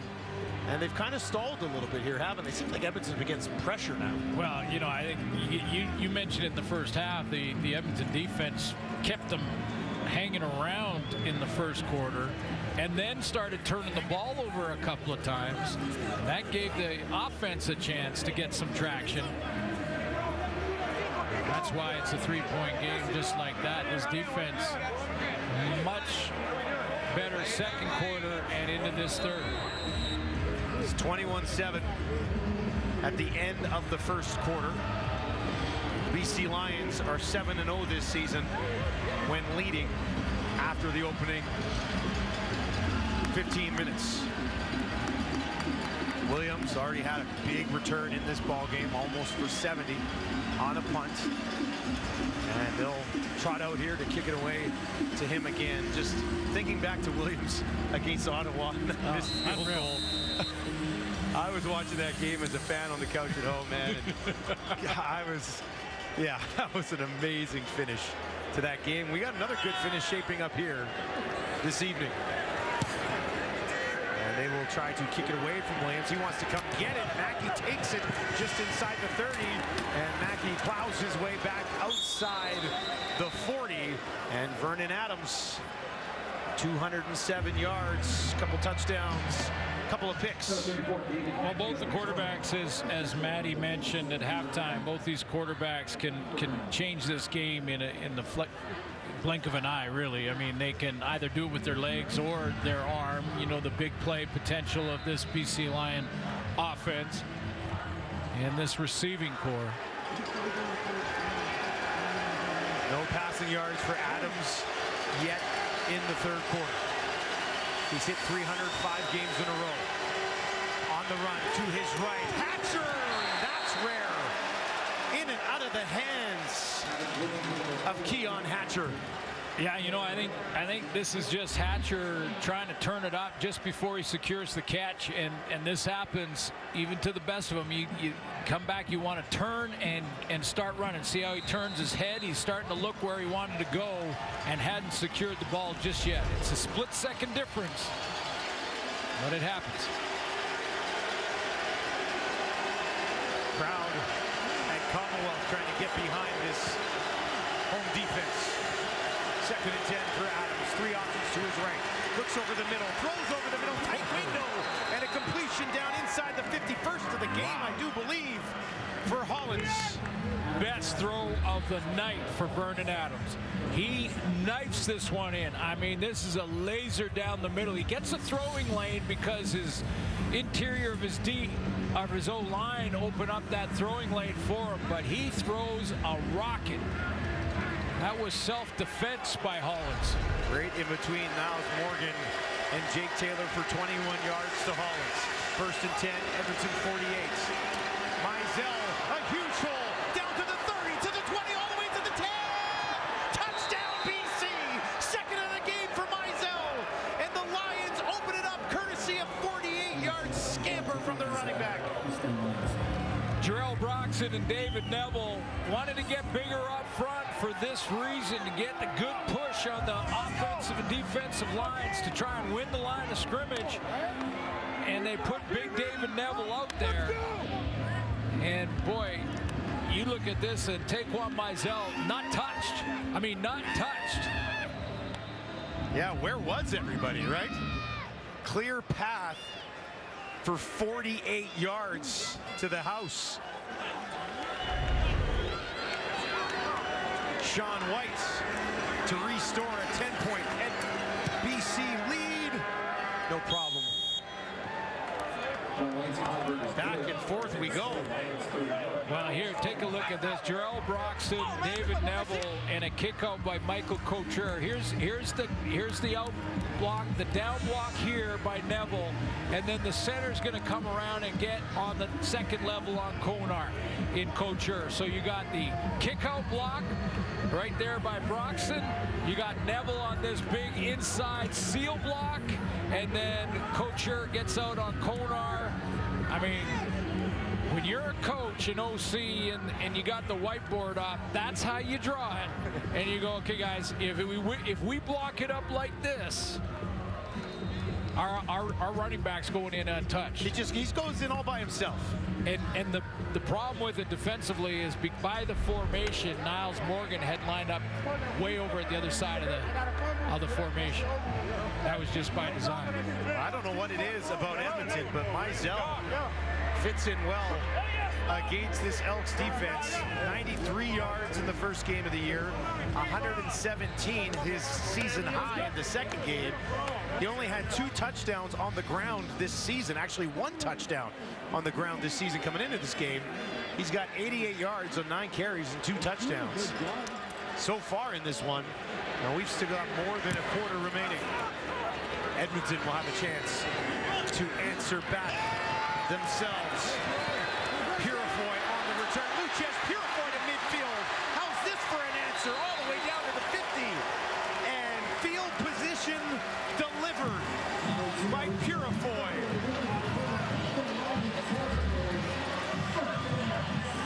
He's been known for this throughout his CFL career, 7th year in the league, and whether he was in Saskatchewan, wherever he's been, he has been a great returner and doesn't give enough credit for it. Sometimes maybe should be played more back there. He's just a playmaker. Absolutely.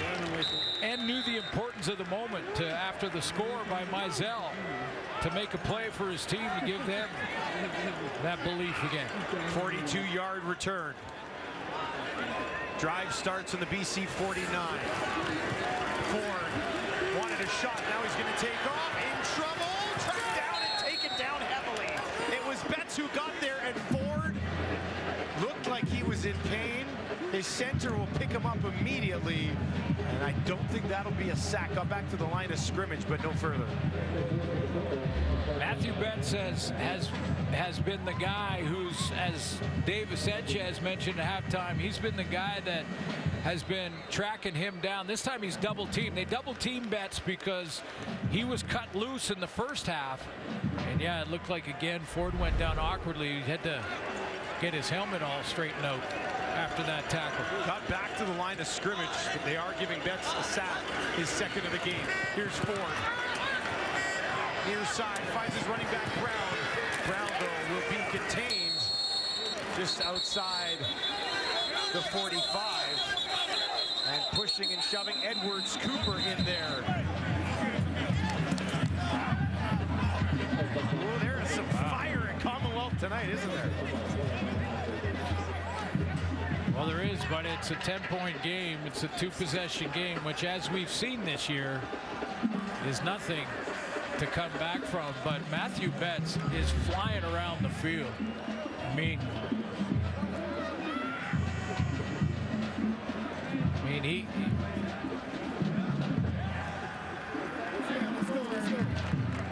they're lining up. Betts was actually at the defensive end spot, but he is flying around. Julian. And this leaves his foot. It'll be right at about midfield. And he kicks it away from the logo. Williams slides over inside the 15, back outside the 20, and the BC Lions will get the ball back here with less than a minute to go in the third quarter and a 10-point lead on the road. Well, his best two games coming in, Taquan Mizell, were against the Edmonton Elks, as you mentioned, Dustin, and he's putting together a good game after that big run again here tonight. I mean, it's move, counter move, and adjustments. If they're doing well against the big chunk plays against Vernon Adams, and the Elks D is playing great against that, go to the run. See if you can bring those DBs up a bit. BC's offense has been excellent this year, but they're dead last in the league in running the football at less than 80 yards per game. Adams to his right, and that one almost intercepted. Purifoy had a beat on it. McLaurin was there. They collided, and the ball pops out. We were just talking about Purifoy and what he's been able to do this year. A couple of pick sixes along the way, and he might have been thinking about another one. Yeah, McLaurin is breaking, doesn't see his teammate. There's number 8 at the bottom of your screen. I think Purifoy, though, yeah, I went through his hands before the contact. Had a chance at it. 2nd and 10, Lions on their own 22. 4-man pressure, trying to get through. Adams escaped, takes off, looking for a first down. Nice move, he's got it. A little bit of a slip on the way as well, but just enough to keep the Lions offense on the field. That's sensational stuff from VA. Exactly, and this is exactly what when we talked to him about it, and he was saying, yeah, this is kind of how I started the Trey Ford kind of moves in the open field. He knew where the marker was, and when that first defender showed up, he was about 2 yards short and made a great move in the open field. 12 yards there. 21 on the night for Adams on the ground. Final play, third quarter.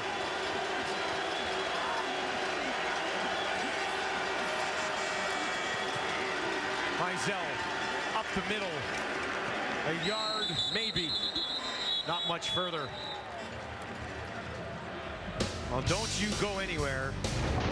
We've got a good one brewing between the BC Lions and the Edmonton Elks. Edmonton has outscored their opposition 34-0 in the fourth quarter of the last 2 games. So buckle up, Lions, Elks, excellent stuff.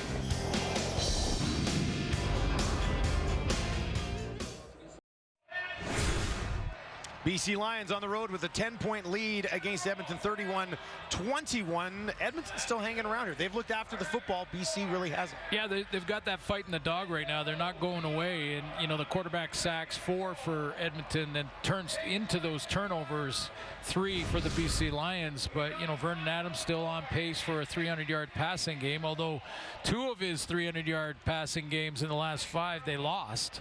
So sometimes those numbers can be a little misleading. But, I think we've heard over and over throughout this last couple of weeks, the Edmonton Elks, they believe, and you mentioned it, they outscored their opponent 34-0 in the last 2 games in the fourth quarter. So they believe in Trey Ford to get it done.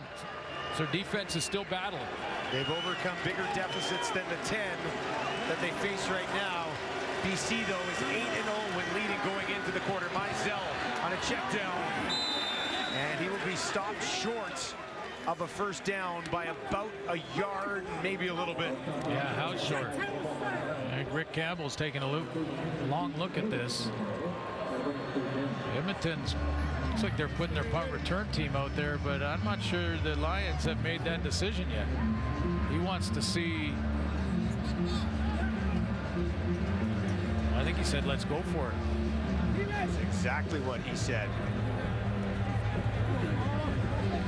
Dom Davis into the game.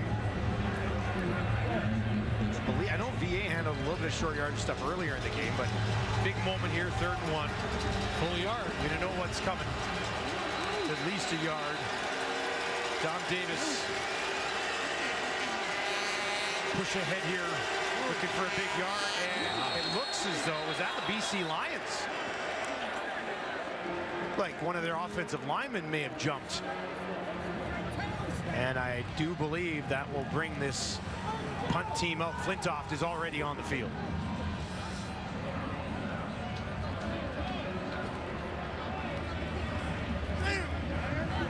Procedure, BC, number 69.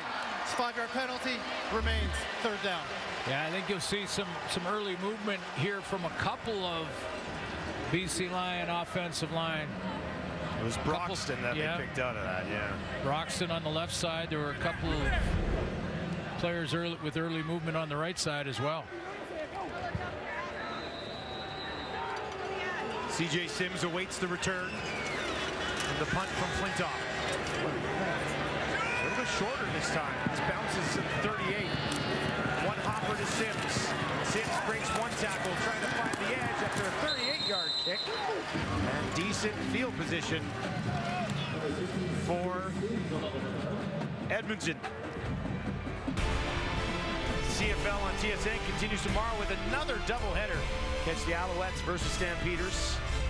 And then the Ticats and the Argos on TSN. Coverage begins at 4 Eastern, 1 Pacific. 2 fun games on the way, back-to-back doubleheaders. 11-1 Toronto Argonauts. How about their season, eh? Hamilton turning things around from a tough start. Big win for Ottawa earlier on today. We do have an injured BC line on the field down around the 30. That's the fullback, David Mackey, will step away from Commonwealth. Well, 13.5 minutes remaining here at Commonwealth. Lions on top, 31-21. Edmonton starts this drive with their own 45. They will give it to Kyron Moore, who kind of cuts it back, takes it down just outside the 50, 6 yards for number 3. Just thinking about Matthew Bett's game. Again, top defenders. You talk to coaches when we have our Zoom calls every week, and I think he's maybe one of the best defensive players in the league this year, and again leading in sacks. But just to remind folks that the last time a Canadian led the CFL in sacks was Brent Johnson back in 2006. Matthew Betts has added 2 tonight. He's at 14 and counting. And Edmonton with Ceresna having 2 tonight. Has a couple of guys at 10. 2nd and 4 for Ford. Pressure right in his face. Escapes on the run out to the right. They get him again. Quincy Moget was the man initially forcing him out of the pocket, and Moget is there to wrap him up. 3rd sack of the season for the safety. Yeah, I mentioned that the Lions have had to do some juggling. They brought down Quincy Moget from the safety spot, and they played him at Sam, and this time they're going to blitz him. He goes right through the gap. That's the B gap to the left side. Strong B in that formation, and he just shot the gap. No one there to block him. A DB chasing Trey Ford different. 5th to another the game. That one is deflected, and now it'll be taken, bounced around at the 50. Loose ball still there. Somebody hop on it right at midfield. An eventful couple of moments.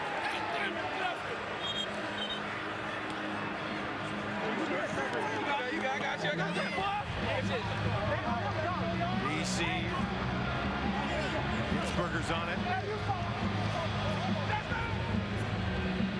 I believe that's backup defensive lineman Josh Archibald, who's going to get his right hand on that kick.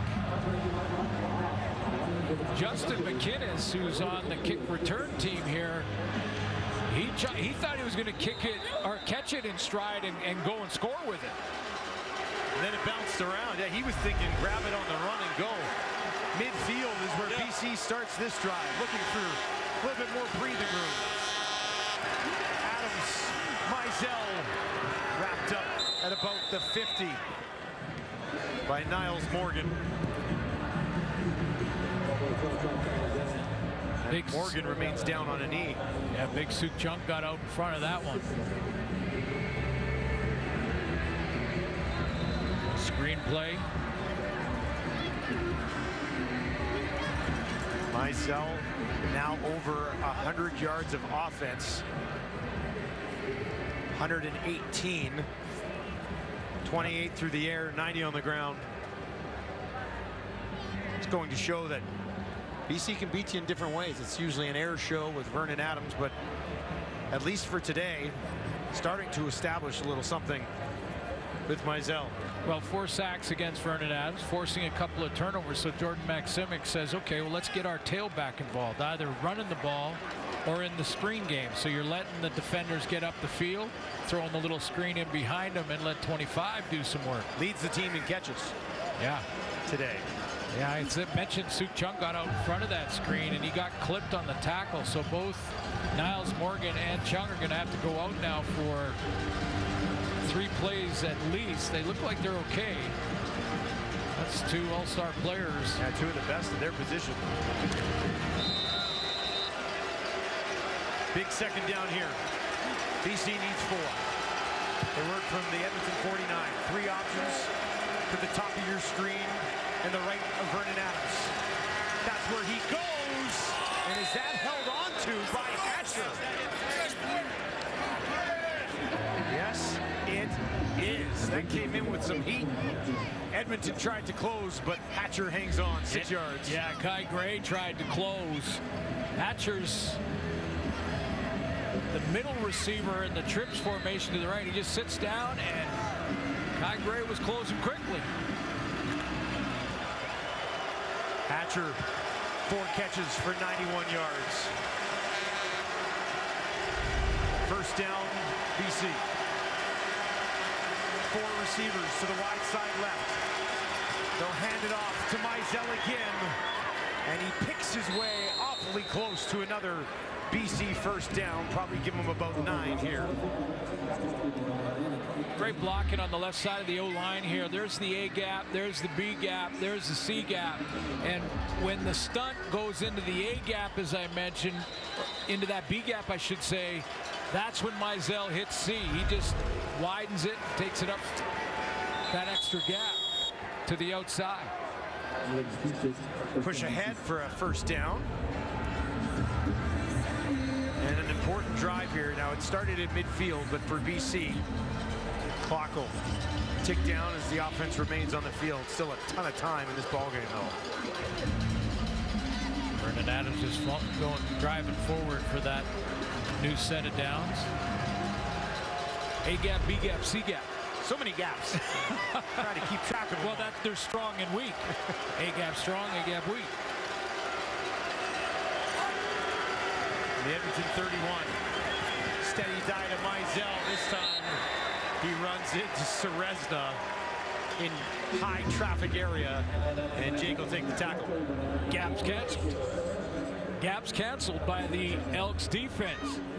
A, B, and C to that side of the field. That's where Mizell wanted to go, and that's why he bounced around. All those gaps were shut down. That 4 yards puts him over 100 yards. Just the second time this season he's gone over 100 yards. Niles Morgan's back. BC looks for 7 more.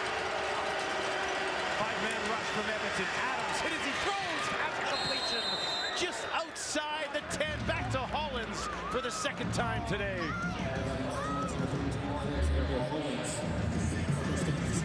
There he is, number 13, in the spotlight, just in time, sitting down in front of the deep coverage from Bratton. I say just in time because you saw just to the right of your screen there, Vernon Adams, that pocket was closing on him quickly. 15 yards to Hollins. Adams now at 262.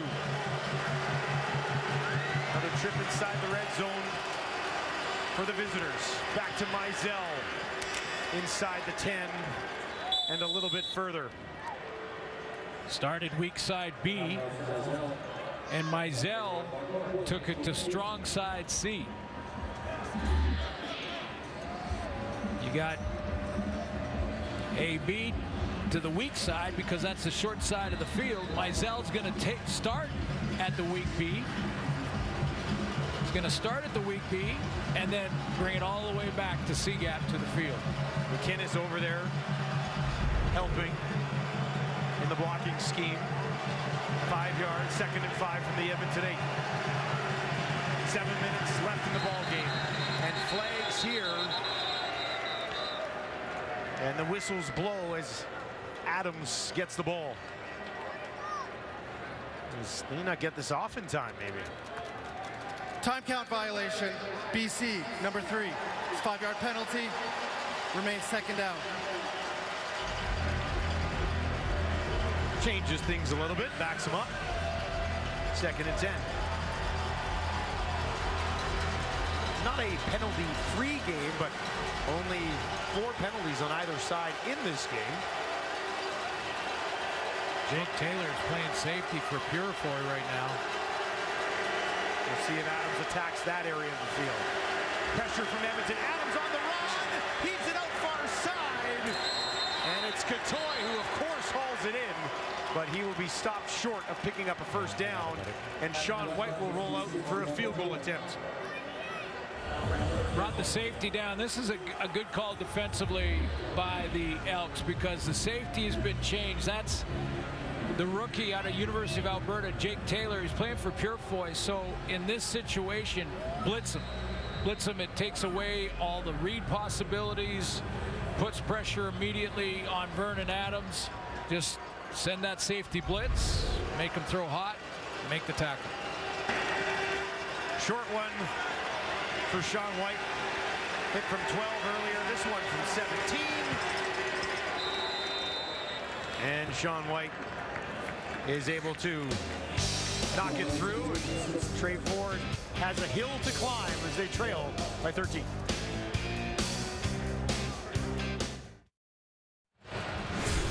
Well, we said right off the top of the broadcast tonight, the Elks have turned their season around, and here's how they've done it offensively.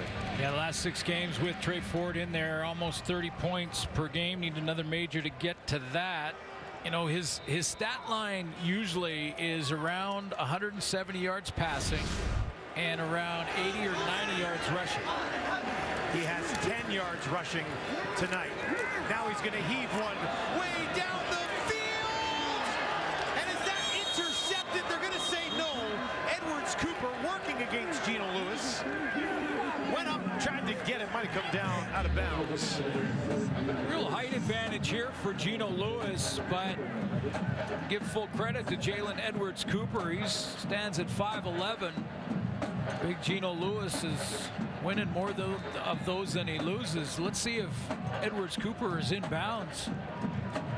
They ruled him out of bounds when he got possession. The ball was still moving around. He had to secure it before he hit that. Well, now they're going to take a look, possibly. No, there's a challenge. Chris Jones is challenging, I think, for pass interference. Yeah, it looked like on that replay we saw, it looked like Edwards Cooper had Gino's left arm kind of tied up. And I think that's what Chris Jones is throwing the challenge for here. Edmonton is challenging the previous play for pass interference. The play will be reviewed. On a couple tonight. This is a spicy one. They will be reviewing this right here. Cool.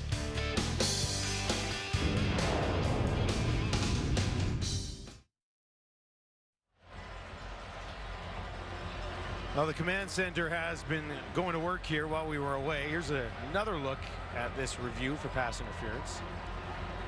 Well, the initial thought, and I think why Chris Jones challenges, is he thought that Edwards Cooper is holding the left arm down. I don't know, though, the pushing back and forth and hand checking.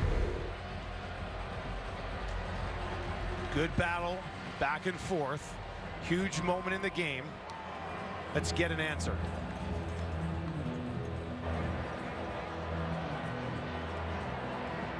After review, the ruling on the field is overturned. We have pass interference. BC 29. The ball will be placed on the 32-yard line. 1st down.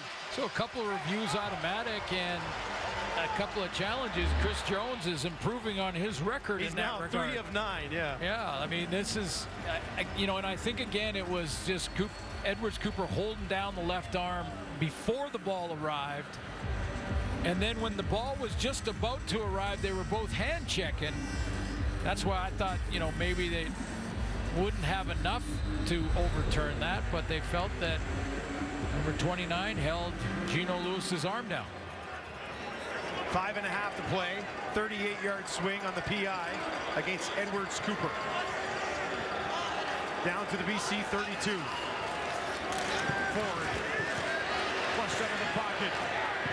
Finds Arsenault for the second time in this game. Arsenault turns it upfield. And he will be just shy of a first down. And this could be Cornelius time.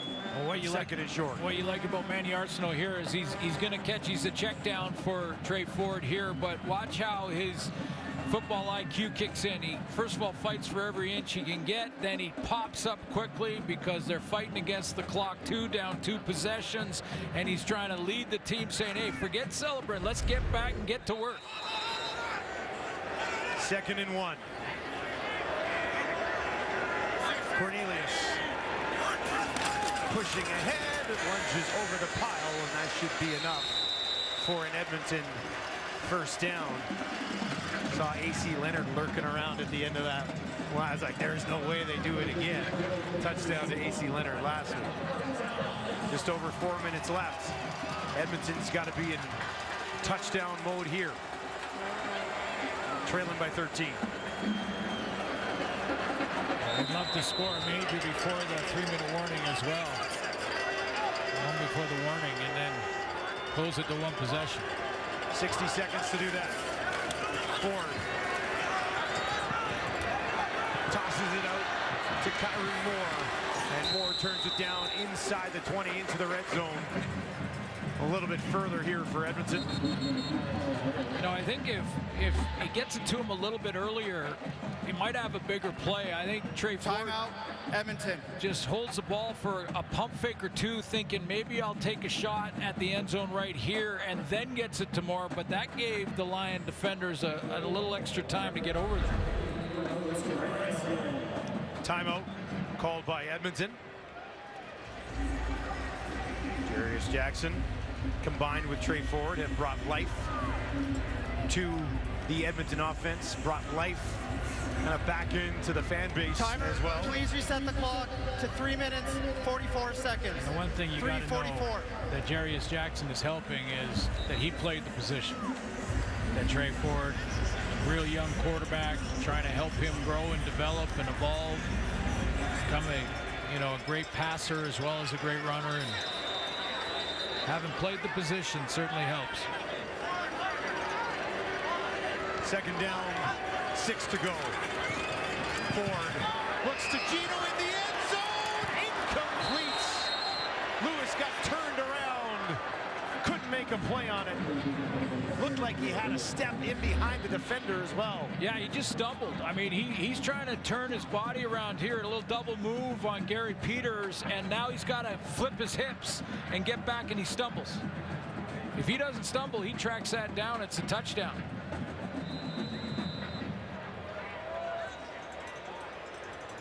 Offense not going anywhere.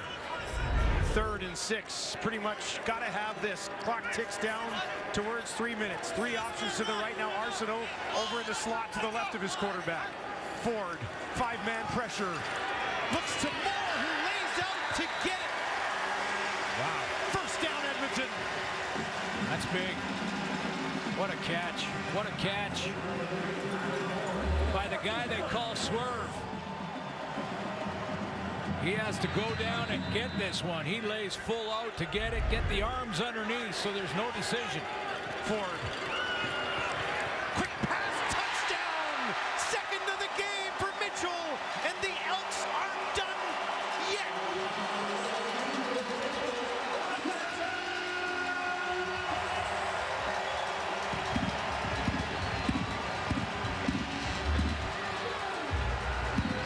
One of our sideline reporters that said, wow, the way that this kid is playing, maybe we call him Trey Fourth because of his 4th quarter play of late. Again, Edmonton not going away. Still a long way to go in this game, though. They have to somehow get the ball back from Vernon Adams. Faithful to make this a 6-point game. And he does. Edmonton trying to hang around here against the 9-win Lions. 7 plays, 70 yards, just over 3 minutes to Dylan Mitchell.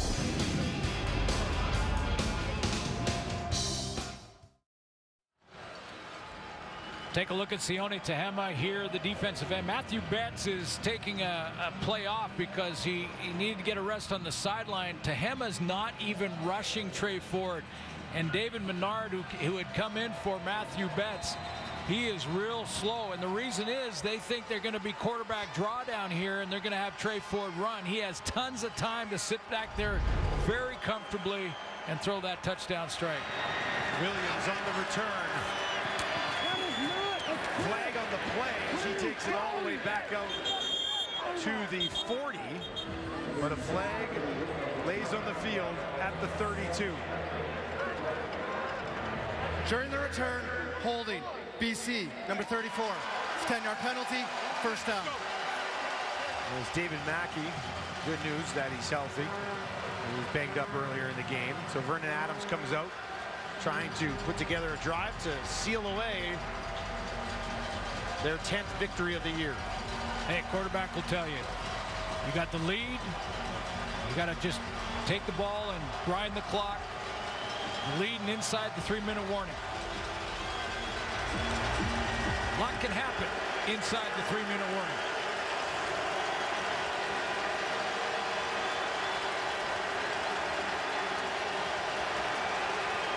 From the 21.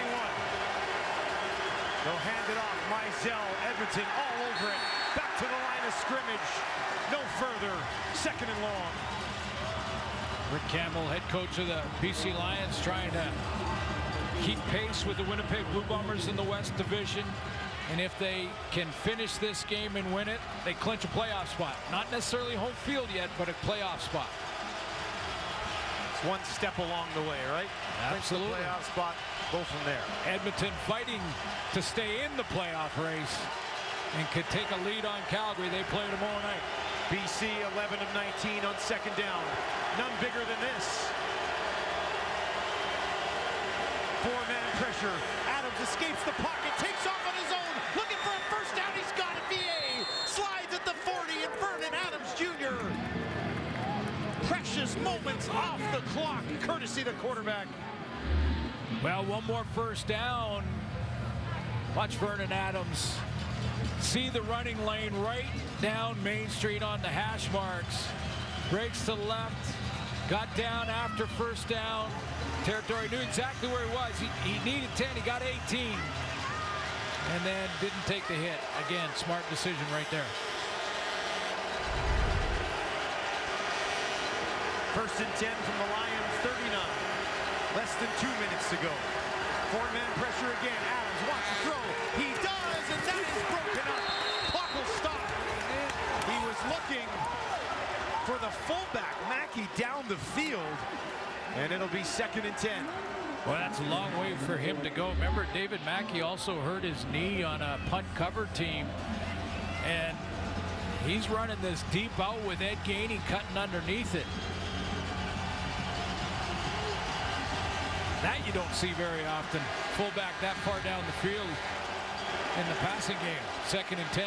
This is a biggie. 1 minute, 52 seconds on the clock. Edmonton's going to bring some pressure. Adams still has time. Gets it away down the field. Incomplete. Hatcher was there. Adams must have been rushed. And it falls incomplete. Oh, he was rushed. It was a full blitz. You can't block them all, and it's a matter of can Vernon Adams get the ball out of there in time, because he can't block all the pass rushers. Coming off the edge, AC Leonard was close. Pocket collapsed, and Vernon Adams just couldn't step into the throw because he had a wide open Hatcher on the crosser. Clinton gets it away. Moore runs back for it. They fake like Simmons is going to get it on the far side of the field. And now Moore on the near side takes it outside the 34. Decent field position for Edmonton. And if you like drama on Friday night television, we've got you covered. 96 seconds left. Trey Ford gets the ball down by 6 on his own 39. See what the kid's got, right? Well, we've been seeing it week in and week out since he's arrived. Tons of time. Can he do it again?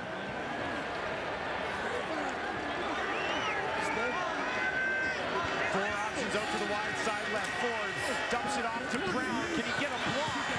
Got one tracked down by Tehema from behind. And a short pickup on first down. They'll give Brown about 4 yards.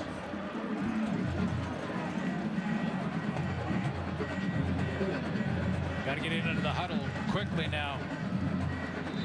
See if Ryan Phillips sends full blitz. He's got Mauger up.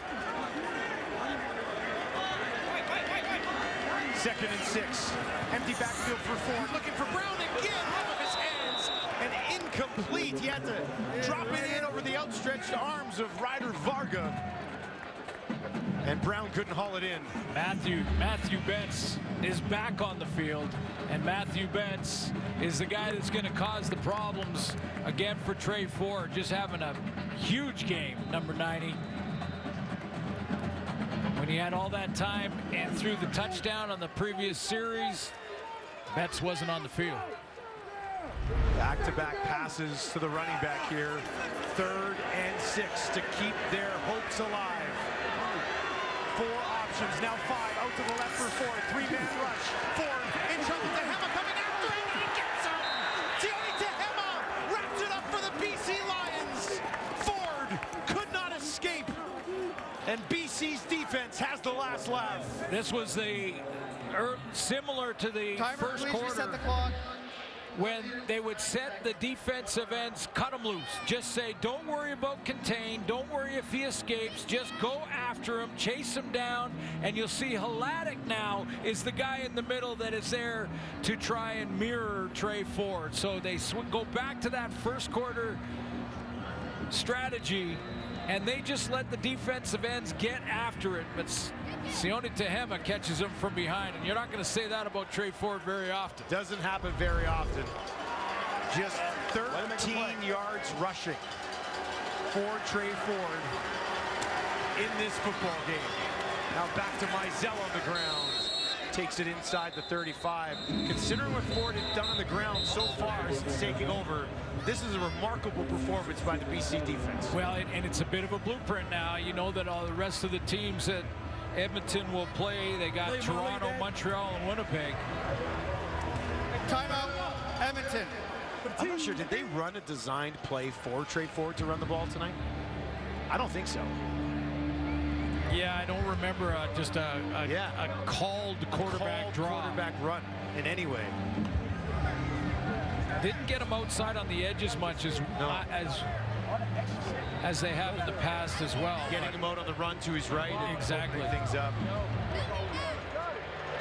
BC Lions will be going to 10-4, 7-2 against the West. They go home next week to face the Riders. And then a huge one on October 6th against Winnipeg. 2nd and 4 here. Back to Mizell. And he is wrapped up with 61 seconds on the clock. Now last week, the Lions down by 10, just to remind folks again. And they got a big missed field goal return of 120 yards to make it a 3-point game and ended up winning with 16 seconds to go. Are you telling me there's still a chance? Well, they put Purifoy and Gainey back there. CJ Sims must be nicked because he's the guy who's been close, but this is also a money kicker too. Sean White on the year, 91.9%. This is a 40-yarder. He has not missed from 40 or less. They go up for it. Sean White sneaks it inside the left upright. And BC extends their lead to a comfortable 9 with 36 seconds on the clock. And now you're 2 possessions.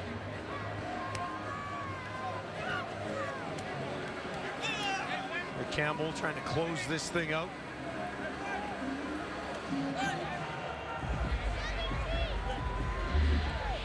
Tried to get some big boys, didn't they? Yeah. Yeah, he flirted with it a little bit, but had Gino Lewis out there with 6'5" Elliott Brown trying to just straight up jump up and block that thing. But Sean White would have none of it. Edmonton on the road. They go for they're on a bye week. Then on the road against Toronto. Home to Montreal. Finishing up in Winnipeg. Sean White drinking pop on the sidelines. Whatever works. So Sims and Purifoy go back for this return. So Sims is healthy. I'm all surprised that he wasn't there in case very unlikely happened, which was to have Sean White miss one. Need a massive house call right here. Sims will take it just inside the 20. Back to the 30, tripped up, taken down by the Lions. Excellent game plan against Trey Ford tonight by Ryan Phillips and this BCD. And, you know, again, talking to defensive coordinators about how they're trying to defend the guy with that kind of athletic ability and quickness. And it's really changing the entire, some guys have tried to spy him at the line. Some guys have not rushed their defensive end so that Trey Ford couldn't escape outside, but he still was doing it. And it was a different strategy tonight, but a very effective one. Ford goes to Arsenault. The veteran hauls it, his third catch of the ball game. You know, that being basically let the ends go after him. And if he beats the end because they run by it or they open the run lane, the defensive tackles and the linebacking core will then react. Kind of waiting there, right? And yeah, just they'll react to it. Ford able to escape this time. And we'll kick it out on the far side to the 50. Ooh, a slide, and he's hit late by Edwards Cooper. And Mark Corte comes flying in to defend his quarterback. And at this stage of the ball game, I can see why Corte would do that. Ford's up, he's fine. Yeah, you got some friendly fire at this when Corte got in there too. 19 yards on the scramble.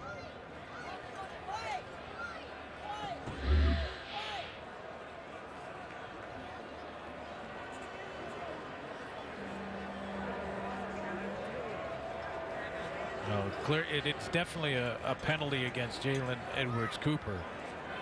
He's not on the head, but it was while he was sliding. I was wondering, yeah, I was wondering how early that or late possibly that Trey Ford slid, and I would say by the replay there was time for Edwards There are two Cooper fouls on the previous to play. not lean into that Roughing hit. the passer, BC, number 29. After the play, we have a 15-yard misconduct penalty against Edmonton 65.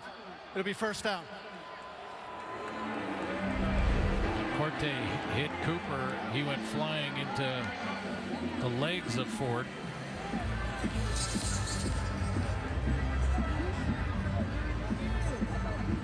This ball will be placed at the BC 53 with 14 seconds on the clock. You know those big guys up front are gonna rally to that, especially when it's 2 possessions with this much time left. You know, they see that happen. Yeah, they want to go in. Yeah, they're gonna go and they'll take that 15. Move it back to midfield. Yeah, if you're Mark Cordy in this situation and you're running over there, you see that. Yeah. And I, honestly, Jalen Edwards-Cooper could have avoided that. Ford takes off again, right up the middle, tripped up inside the 45. 12 more yards for Trey Ford. 8 seconds on the clock.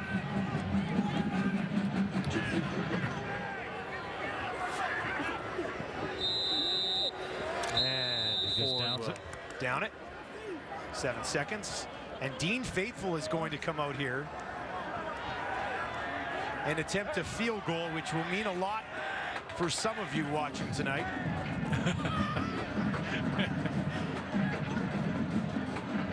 This will be the long of his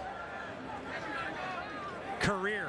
Or maybe it won't, because Terry Williams, in case he misses this. Dean Faithful from 50, pretty much at the end of the game. And that is up, and it is wide right. He's just Williams is there. And that will do it. The BC Lions move into a tie for first place with the Bombers. We got a great battle down the stretch here, don't we? Yeah, absolutely. Congratulations to the Lions. They make the playoffs with this win. It wasn't pretty, but we got it. Vernon Adams letting us know it wasn't pretty, but they got it done. Pretty at times. It's a fair assessment, isn't it? Looked very pretty at moments for the BC Lions, and maybe at other times, not so much. They contain Trey Ford. He ends up with 43 yards in the ground, but that all coming, most of it coming near the end of the game. Vernon Adams Jr. does not throw for 300 yards, but 265 and a win, which is what they were here to do. And he'll take the W over the yards every day. Huge game for the running back of the BC Lions. Mizell, 16 carries, 112 yards, 2 touchdowns as he continues to feast on the Elks this year. BC goes to 3-0 against Edmonton. And the BC Lions creeping their way up to the top of the West, tied with the Bombers in first. That's going to do it for us from Commonwealth Sports Center is next.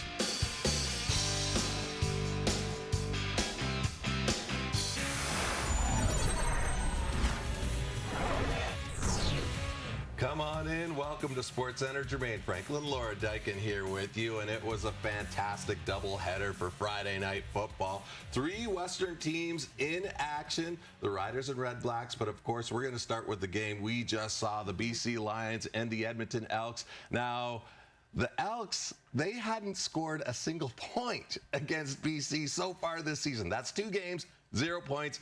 Different team this time around, but still a huge task to try and beat the Lions. They were left for dead, those Edmonton Elks, but Trey Ford took over. They've won 4 of their last 5 games overall. Big one for the Lions as well, a win, and they would punch their ticket to the postseason. Yes, the Lions have already shut out the Elks twice this season, as Jermaine mentioned. Wouldn't happen again here as Kai Bray picks off Vernon Adams Jr., 56 yards, and he's in the end zone. Tie game 7-7. BC now with the ball. Next drive. Adams, this is more like it, to Javon Catoy. Avoids the defender, and no one is going to slow him down. Just kicked it into high gear. Bye. The Lions had almost 200 yards of offense in the first quarter. The Elks, just 8. BC up 21-7 after 1. Edmonton 4-2 since Trey Ford took over. Here in the second quarter, he finds Dylan Mitchell. Lead back down to 7. A lot going on in this first half. The Lions driving once again. Adams looking for Keon Hatcher. Now Hatcher makes the catch, and oh, that wasn't great. Head first right into the couch. What's the couch doing there? But look at the fan, protecting the good stuff. The liquid gold, the beer, still intact. 7-point game. Now, Taquan Mizell had a big night on the ground for the Lions. There he goes, 48 yards, second touchdown of the game. Lions up double digits, up 10 after 3. But the Elks, well, they've made fourth quarter comebacks to win 2 straight games. Can they do it again? The answer is no. Ford sacked for the 5th time on the night there. This one ended up a Lions win, 37-29. Rough Riders, Red Blacks pick it up in the fourth quarter. Riders down 8, and the Red Blacks defense gets to Jake Dolegala for the fumble. Bryce Carter forces the turnover, 1 of 5 for the Riders in the game. And on the ensuing drive, it's Dustin Crum to Ciosi Mariner, who finds some space and runs it in 34 yards for the score. It's Mariner's first touchdown of the season. Later, after another Riders turnover, Crum keeps it himself, breaks a couple of tackles, and takes it all the way for the touchdown. 35 yards to the house for Crum. He finished with 53 rushing yards along with 243 through the air. The Red Blacks looking to snap their 7-game losing streak. But under 2 minutes to go, Riders down 22. Mario Alfred, who had 2 punt return touchdowns earlier this season against Calgary, finds some space, gets through a horse collar tackle, and gets his 3rd return TD this season, 107 yards. The Riders weren't able to get the 2-point conversion afterwards. They go for an onside kick. The ball bounces off Carter, and the Riders are able to recover. Saskatchewan gets the ball to midfield, and later in the drive, Antonio Pipkin punches it in from the 1-yard line. The Riders go for 2, and Dolegala finds Sam Emilis to get the conversion. The Riders score 2 TDs in 30 seconds to make it an 8-point game. So Saskatchewan with another onside kick, but this time it's recovered by Ottawa as the Red Blacks hang on, snapping their 7-game skid. At one point, we're 3-3. They lost 7. Things got interesting there in the last 2 minutes. What were you thinking about? Yeah, they sure did. Definitely got a little nervous, a little worried there, but I'm proud of the guys to be able to finish and kind of do what we weren't able to do the past few times we got in this situation. So definitely some growth there, but at the end of the day, it doesn't mean anything if we can't come out and win next week as well. So let's take a look at the CFL standings. The Red Blacks keep their faint playoff hopes alive as they pull to within 4 points of the Alouettes and Tiger Cats. Ottawa's next 2 games are make or break as they play a home-and-home set against Montreal. BC is the 3rd team to clinch a playoff spot this season. For more, let's go to Kate in the panel. Alongside David Sanchez, Matt Dunnigan, Paul LaPolice, and 2 fantastic games to kick off Week 16 in the CFL. Let's begin in the West and in Edmonton. Trey Ford doing his best against the BC Lions, but this defense containing the young Canadian. They were fantastic, Ches. Yeah, it felt like the game plan was to get guys up the field quickly and then have guys settle in. When he does bust out of the pocket, have someone there to contain him. But the key is not to sit back with Trey Ford. Other teams have tried to spy him and tried other ways to stop him. It hasn't proven effective. What the Lions did was allow 1 or 2 of those defensive linemen to get upfield, or even linebackers blitz, get upfield, and then have guys sit back and spy after that. I think that was fairly effective. Trey Ford only had 13 yards rushing up into the last drive of the game of garbage time. So, look, Trey Ford still did his thing in the fourth quarter, like he always does in the second half. But that BC Lions defense, I think, got to feel pretty good about stopping a guy that no one else has seemed to be able to stop with his legs, at least. Yeah, I think BC Lions defense is made a little bit differently than most defenses across the league, too. That speed looks like they're in warp speed, right? They were chasing them all over the field. And 7 sacks? That was ridiculous. You look at Vernon Adams coming to Edmonton, and I think he had a lot to prove to a young quarterback, upstart there in Edmonton, and squash everything. But I can tell you this, it was Taekwon Mizell who continues to have his best play against these Edmonton Elks, a first-year player from Virginia. Look, they didn't have a running back, because they got rid of James Butler this year, and they found this kid, and he's been spectacular, certainly against his football team. Boy, he had some good blocking up front and took full advantage. But, hey, last week it was McGinnis, and then a little bit of Lucky Whitehead. This week it's Taekwon Mizell and Keon Hatcher. To me, this football team is just loaded. And we saw a lot of it today. And we saw, I think, what separates a lot of football teams is the ability to get points when you need them. And those last 3 by Sean White was outstanding. But that is an incredible board right there. 3 times against this football team. He wish he could play the Elks every day. So the BC Lions now top of the West with the Bombers at 10-4, and a glorious opportunity for the Saskatchewan Roughriders squandered because, well, we know the top 2 teams. It's that 3rd spot that really is up for grabs. Yeah, and when Sam Emulus had that 54-yard touchdown in the second quarter, I'll tell you, that Ottawa stadium got quiet. Yep. And we were like, what's going on here? But that defense for the Red Blacks took over that football game. They made life difficult for that offense. Jake Dolegala was sacked 5 times, 5 turnovers, 3 fumbles, 2 interceptions. Dondre Lamont, you see 2 really good interceptions, right? The D-line made it difficult all day to give this offense a short field. Bryce Carter, outstanding, 3 sacks. Lorenzo Malden, 1 sack. Wakefield. Jake Dolegala had no time at all this game. You throw in Devontae Williams, 22 rushes, 136 yards. Crum Dog, 2 touchdowns, no interceptions. That's a very good recipe to win football games, what the Red Blacks went out to do. Great for them at home, great for the fans to get that win.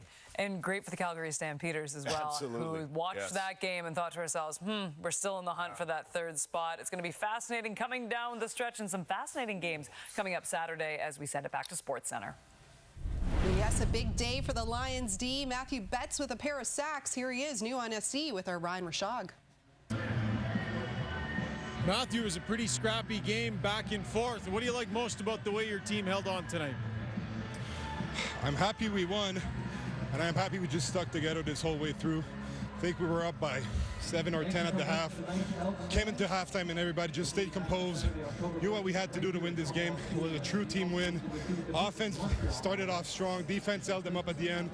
Huge block punt by Archie. So just happy about the guys, happy for the win.